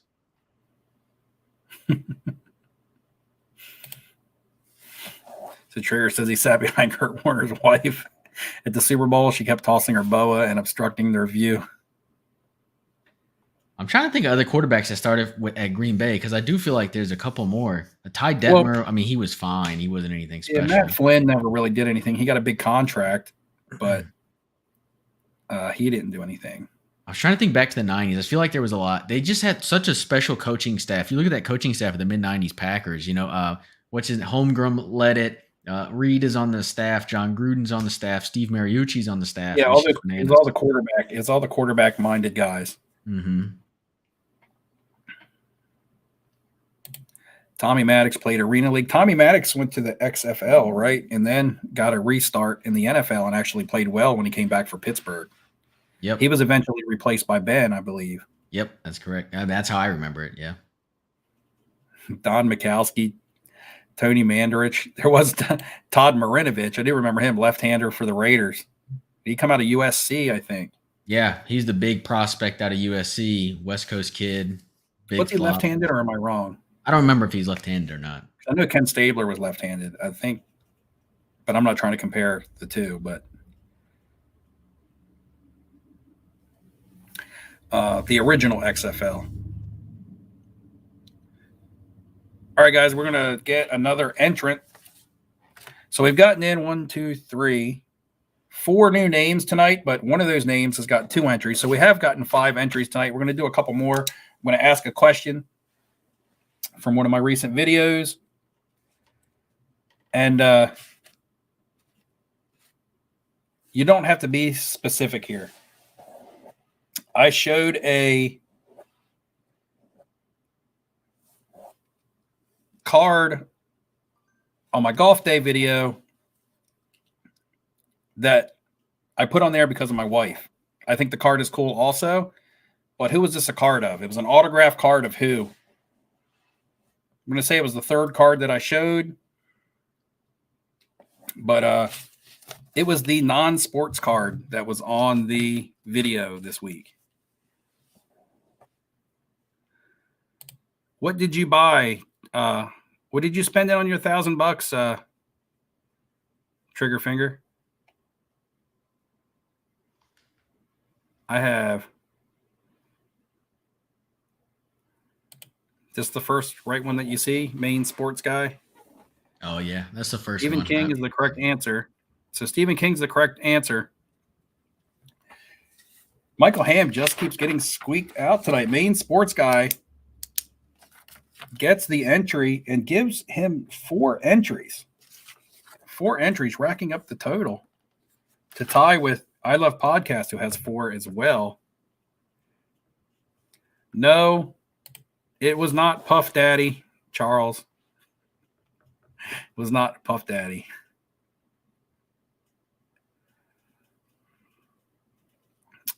Let's see, guys. I'm going to roll over to my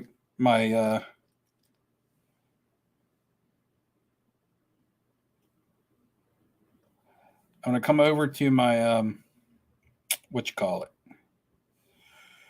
vote, my poll, and see if we have ranked up any more votes. If you haven't voted, guys, I got 96 people watching. I was up to 100. That means I should at least get 90 votes on this poll if all you guys would vote. And even if you didn't watch the video and you don't care about none of my friends, because I don't care about him either, but you just go and vote. And it's like you're donating $1 for free, a free $1. Every vote that poll gets is $1 going into the thing, and my friends are going to pay. So I want you to make my friends pay up. They're cheap. Make them pay up. So run that poll up. Let's see. It was at 54 votes when we started. It's at 61. So only 7 more have been added. And Shaggy takes the lead. The guys actually at work that I work with, and I'm golfing with them tomorrow, they're actually looking at this and trying and bragging and being like, yeah, I'm number 1. And making fun of the guys that aren't getting any votes. That's fun. Stuff like that. So they're having fun with it as well. But 61 votes, that's $61 that someone can spend. That's $61 that somebody's going to have to spend. So there's no really easier way to donate $1 that you don't even have to donate than hitting that poll. I mean, that video had 500 views. My last video had over 500 views. Imagine if all 500 of those people went back and voted on the poll like I asked them to do. That'd be $500 towards the trip. If you would have put Lando on that poll, Yeah, right. you would have got 500 votes. Yeah, I'm just saying. So someone else said a vote just came in. Let me see. Yeah, I do got 62 votes, and looked like it was for Shaggy. Now, if everybody's just going over there and hitting the first name that they see, then Shaggy will win by unfair, by default. But if you actually watch the video,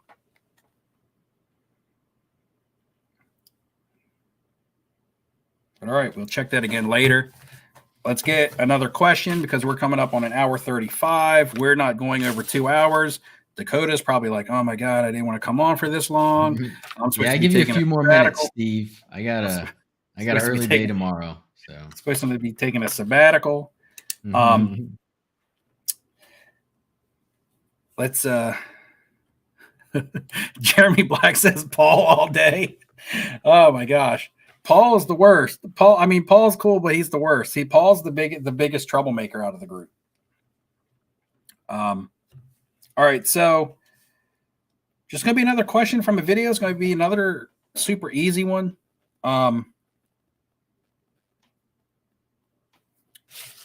Let's I've said this a bazillion times. I've said this a bazillion times in all of my content. So this one's going to be super easy. It's going to be so easy that the fastest typer is going to be the person that wins.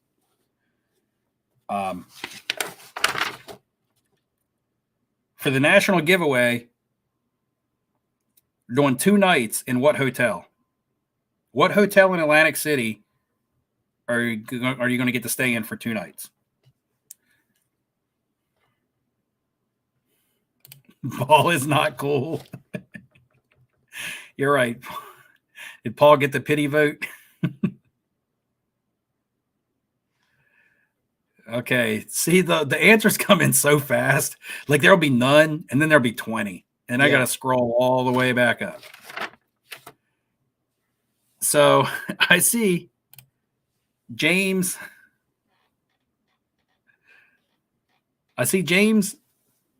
DeMarteau first. Now, James, this is to get you entered for the national giveaway. I didn't announce that first, so make sure give me a thumbs up in the chat if you're interested in the national giveaway. That way, I don't give you an entry for if you're not interested or if you can't make it. All right, give me a thumbs up. If not, I take the next one, which is Marvel Guy. James says he's interested. He's interested. Good. All right. Easy enough.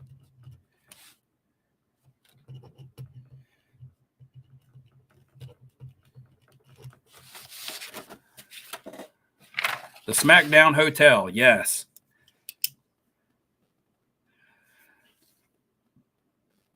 All right. So, yeah, motel, no-tel. So, you got a couple minutes. Anything you want to shout out, give people some more updates that might not have been here, let people know when they can start seeing you if more recently. When's your next? No, I'm not going to the national, guys. I don't know. I'll probably be back on YouTube in like a month or so, but I don't know. See, I may not even make sports card content. We'll see. Or I might change it up a little bit. We'll see. Here's a question I got for you. Your time off / away from YouTube, has it been difficult? Has it been easy? Have you felt relaxed? Do you feel like you miss it? If you do miss it, what's the biggest part that you miss? Because I've always said that if I had to stop, or if I stopped, the biggest part I would miss would be everybody that's in the chat, the interaction with everybody. That's my biggest takeaway from all the stuff that I do, is my interaction with everybody. That would be the biggest thing that I would miss, So like with you, do you feel more relaxed that you don't really have to necessarily put out a video, but then there's certain things that you miss? There's certain things that every day you wake up and you're like, good. Or you feel, less stress, or not necessarily stress, but You know what I'm getting at. Yeah, I know what you There's mean. good. There's probably pros and cons. What's like some of the biggest cons and the biggest pros? So what I miss is my Friday lives. Mm-hmm. Like taking time away has made me realize I really enjoy my Friday lives. I miss I've your actually Friday spent live some too. yeah, I've spent some time thinking about like how to make it better and things like that. But overall, I don't miss YouTube. I'm actually really happy I took this break, and Mhm. it just gave me a lot of clarity. Like, I don't really like doing this that much, not the way that I was doing it. So, actually, just today I was talking with some people, and I'm trying to figure out how to make YouTube work better for me. And I think at a high level, I just want to talk about a little bit more than sports cards. I want to talk about life a little bit more, and things that I'm working on. I'm pretty I want to build something. I want to build something special. And I don't mean like my channel. I mean like my life. And I Right. guess I want to talk a little bit more about that and what it means to, succeed as a father, as a man, as a person in life, and things that I'm doing to try to get better every day. Right. That kind of thing. Yeah. And like I'm so pressed for time. Like when I stopped doing videos, at least even when I stopped doing 3 or 4 videos a week, is when I was like, I just had to find my medium. And then I'm so pressed for time that I'm shooting a video while I'm driving. You know what I mean? Like today, or my video I put out yesterday, whatever. Right? It takes me 5 to 10 minutes to drive to work. I'm going to do this video. You know what I mean? Instead of setting up and doing it all. And the one that I did with my friends, I was like, man, I'm going golfing with my friends today. They're leaving to go golfing early in the morning. We're not going to get back to the evening. I don't have time to shoot a video and edit it and upload it and all today. And then I was like, you know what, man, I'm just going to film the day like 1 minute at a time. And every now and then I would just film 1 minute. I didn't film the entire day, it just little clips mixed in with me talking about some cards. So it was life and it was cards. And that's pretty much, and it wasn't, nobody had to act. None of my friends had to act where everybody was themselves. And it was just easy. And it was super easy. It was like doing a recorded live stream. So, and that might not be everybody's cup of tea, but enough people liked it that I'll probably do it again.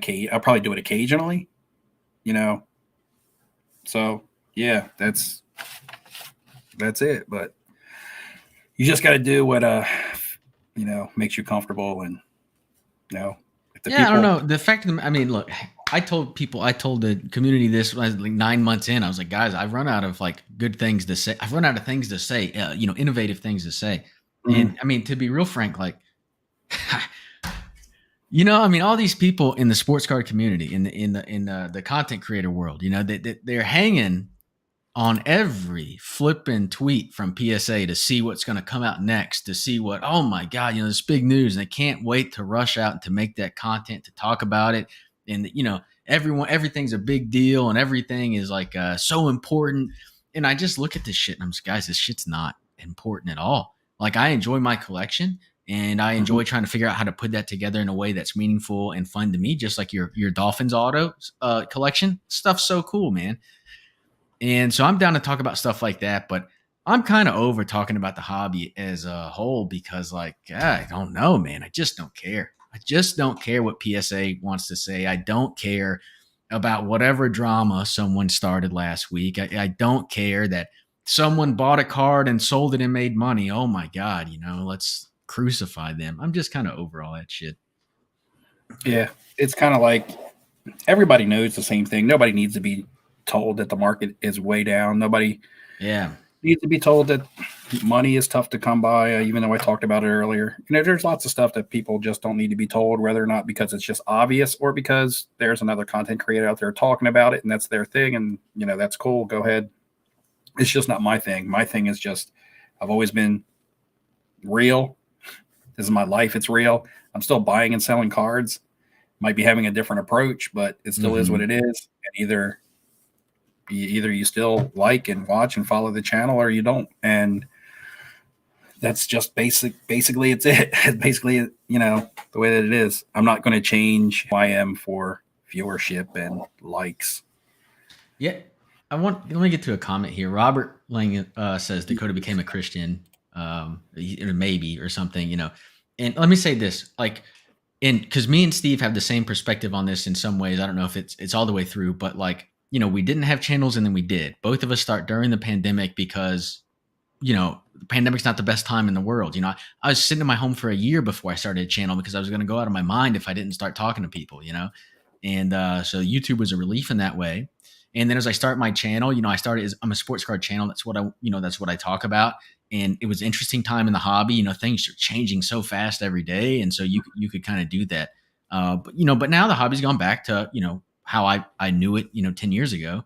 It's a lot slower pace and it's still something fun and interesting that I do. I buy cards, a few times every week. But overall, what I've done now is I've come out of COVID, and as I take this break and kind of get back to life as I knew it, is I go back to things that I was doing before COVID, which was I'm a learner, man. I try to go learn things and get better at things and try to do things a little bit better. And Chad's in chat. I've been bugging him all day about investments and things like that. As I've been doing a lot of reading, as I try to make some money off this whole inflation thing, right? So. That's shit that I want to talk about a little bit more because, frankly, I care about it a lot more. So, yeah, and I just got a text. We'll see from Dustin asking if I want to be on Off Centered on Wednesday night. So we'll see. Maybe I'll pop up on Off Centered Wednesday night. Got to see if I have any plans with my wife and stuff first. So. I'll have to get back to him about that. So, yeah, just kind of chilling in the hobby and watching everybody else do things around me and sitting in my zone and doing my thing with the people who enjoy my content and that have connected with me over these last couple of years. You being one of them or vice versa. I did that video where I said the first person I talked to about my grandfather's passing was you, and not even a year ago did I even know who you were. And I was like, that's how, things, it's crazy. The twists and turns that life can take and what everyday life can throw at you. Not just the hobby, the hobby is throwing curveballs at everybody right now. No pun intended, but just life in general. You just take the hobby, take life. What's more serious? Where's your priorities? Yeah, and to chat, I'm not getting rid of the Friday lives are staying. What I've done so far in my sabbatical, as Steve put it, that's a good word there for this, is I've done some thought about how can I make the Friday lives better. I mean, mostly when you talk about the sports card content on my channel moving forward, it'll probably be more on the lives and what that looks like, and I want to make it better. I mean, I've spent a lot of time thinking about that. Yeah, Sin City Cards says start collecting comics. Been there already, picked up a couple comics. I've always been collecting comics, just not super hardcore, just Star Wars and Doctor Strange. It's the ones that I like. Strange Tales. Yep, Kent's another guy. And Michael Hamm. I mean, not only did we meet up at card shows and hang out, we actually went fishing in Tampa when I was on vacation. Well, can you call it fishing if you don't catch anything? Just right. Asking for a friend. Whiffing. I don't know. What would you call it? I said I whiffed on my video. So, what Michael Hamm, if you're still here, what exactly would you call that we were doing, considering we were in your hometown? Just wondering. Oh, yeah. Robert's saying Steve's hobby impacts on real life video is the best ever. That was a great video. I mean, that's what you were just talking about, that video. And I thought it was a good video. Was it a live drive or a video? I can't really remember. I think it was a live drive. I was driving. Yeah, you were definitely in your car. Yeah. I remember saying, I wish I did this in video format because, there for a long time, my videos way outviewed my live drives, but now my live drives seem to be the most popular thing that I do. I don't know if it's because of the timing or if people always think I'm going to be talking some sort of philosophy or something, because I feel like when I start driving, I get into this zone to where I start talking about stuff and, good, bad, whatever. I don't ever target anyone or try to hurt anyone's feelings, but I just kind of speak from the heart, and it's just all off the fly. And so I think that is kind of why they got popular. And it always tends to be some sort of philosophy or something that people say. I don't look at it that way, but yeah. Yeah. a lot of people in chat talking about a lot of different, things. And I remember when I started my channel, I remember when I had like 300 subscribers, I was like, well, this is an issue. I don't tend to stick with things very long. So, when I walk away, what's going to happen? And I felt an obligation to help, to be there. But, so yeah, I don't know, man. But I'm not getting rid of my channel or anything. Nothing crazy, but just might be different. All right, guys, we're going to get one more entry. We're going to go ahead and let Dakota go. He needs to run. And then we're going to get an entry. I'm going to wrap it up within the next 10 minutes or so. And, all right. Well, thanks for having me on. I enjoyed the anytime, bit of a reprieve here. I'm not going to the national. No, everyone. I've seen that question a few times. I'm not a national goer. The national is not worth the time. I'm just kidding, Steve. Don't go crazy. Don't go crazy. Just kidding. Oh, well, see, I'm lucky I can drive there. So yeah, it would be nice. All right. Thanks for having me on, sir. Chat. Y'all all right, great. Man. All right. Take it easy, Dakota. Thanks, man. Okay, the future of content isn't all about sports cards. It's around the life. Yeah, man. Like, I'm just feeling like the life stuff and the throwing the. Ever since I walked down to the beach when it was freezing cold, and people, whether it made people laugh or whatever, like, if it made somebody laugh and might have, took their mind off of something, then that's pretty cool.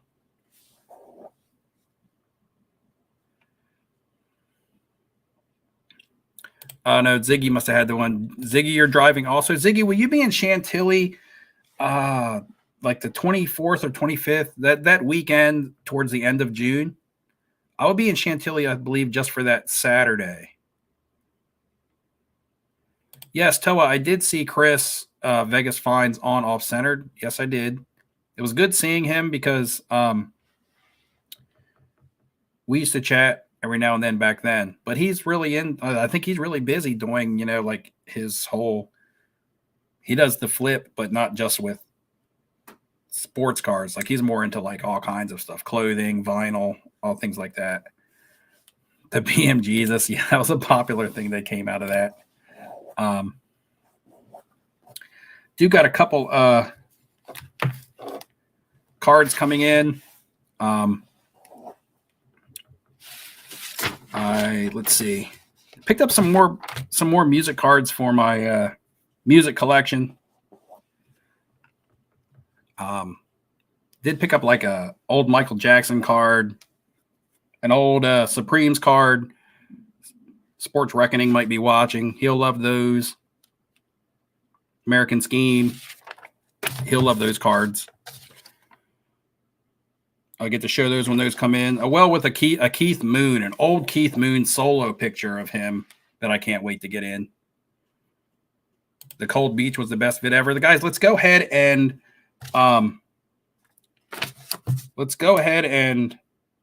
get one last entry before we close it out.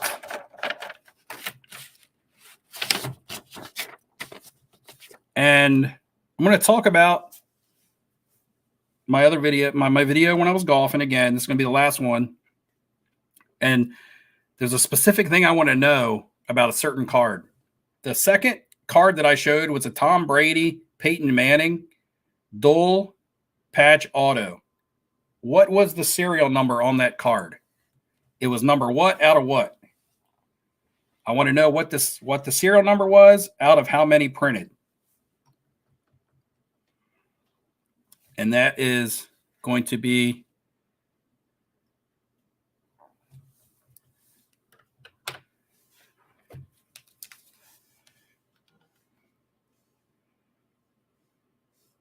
the question.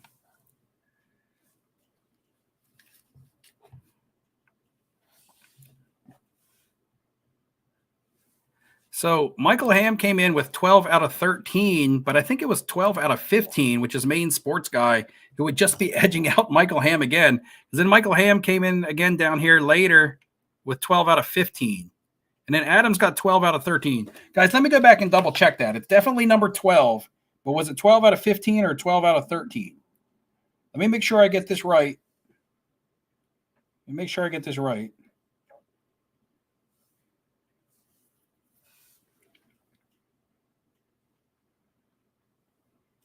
If I can even find it anymore.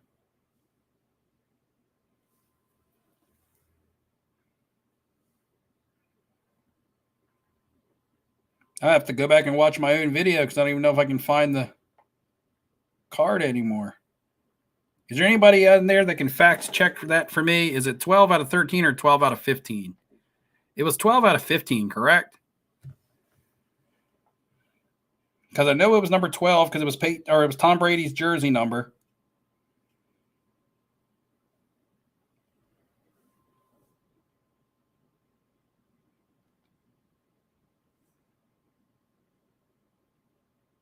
Oh, there it is. It's 12 out of 15. 12 out of 15, and that card is listed for $50,000 or best offer. It was 12 out of 15, so that's going to be Maine Sports Guy. I know Michael Ham's probably kicking himself.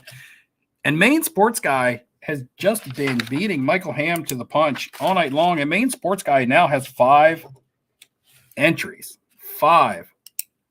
Now, it only takes one, guys. Remember, when we do the format, we're going to do it like last year where I pull 3 entries and do a bracket of questions and one person advances. And we'll do that 3 times where we get 3 brackets to the final 3. But, yeah, that's going to be the number of entries that we're going to have for tonight. Either way, it's an eBay 1 of 1. Yeah, that's a good one. That's a good one. So I'm going to go ahead and wrap it up. You guys got any last comments? Any questions? Anything you want to put out there?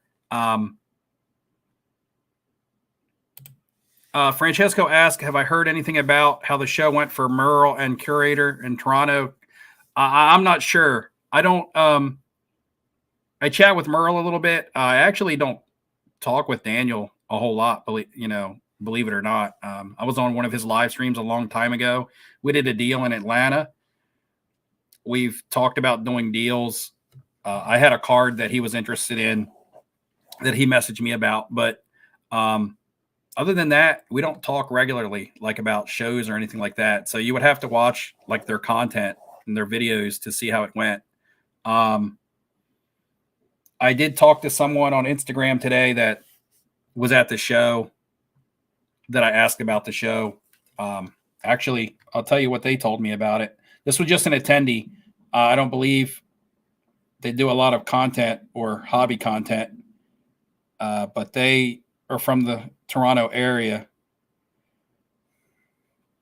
They said they didn't buy anything, but it was very lively. People were excited to be at the show. There was tons of good conversations and events.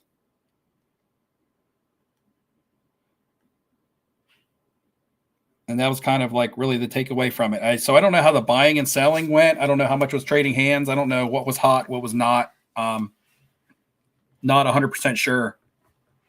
And that's really the only person that I've talked to, just a random Instagram message today. Sin City, thank you for that. Thank you. I try to do a live stream, guys. I try to do them more on Mondays. Like I said, I just got a text from Dustin to ask me if I want to be on Off-Centered on Wednesday night. We'll have to see if that's this Wednesday or next Wednesday. I'm not really sure. Dustin and I were planning on doing a live sometimes next week because I am going to Raleigh, my first card show since the last Chantilly show. I'm going to Raleigh to hang out with him and to go to that show. So I'll probably get some content from that. From what I understand, depending on the promoter, you still can't, depending on the promoter, you may not be able to film inside. If you guys know my card show vlogs, if that's what you want to call them, I never really film inside the show anyway. I just kind of show you my pickups and stuff and talk about the environment. I don't really do a whole lot of filming because I don't have a crew and do all that stuff. Camera crew. I don't even have a camera. I have just my phone. So, but I'll talk about Raleigh, and we're supposed to talk about our plannings for it. So I'll have like a mini vlog from Raleigh. I hope to get all my entries in, or by the first week of July, or get the winner for the national by the first week of July. That way, people can make plans and take off work and do whatever they need to do. Francesco, no problem. I always answer anybody's questions as long as they're reasonable questions. If I always answer them to the best of my ability. I wish I had more information for myself and for you. I wish I knew more about the Toronto show. Maybe there will be some content out about it. I'm not really sure. I'm not sure how many people or content creators attended because of it being in Canada.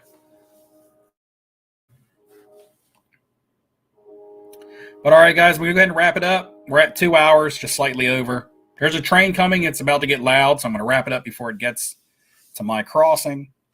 And thanks for joining me. Keep your eyes peeled for the content. Make sure you go over to that poll, guys. That's important because that's an easy way. It's an easy way to just, and I know I keep saying it, but it's a very easy way to just donate $1 because it's not even coming out of your pocket. Go over to the poll and vote for one of my friends. Hopefully you watch the video and actually vote for somebody for a real reason. And maybe you'll see a couple of those fools on an upcoming video making a cameo or something. We are golfing tonight. He voted for Hermie. That was a sympathy vote. That's a sympathy vote.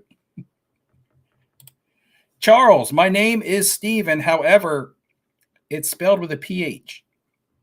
And it's not my fault because I'm named after my father, which also makes me a junior, but don't call me Junior. All right, guys, take it easy. I'll see you next time around. Live drive video or live stream. Take it easy, guys. Be careful out there. Good luck. Remember, have fun in your collecting. Take it easy.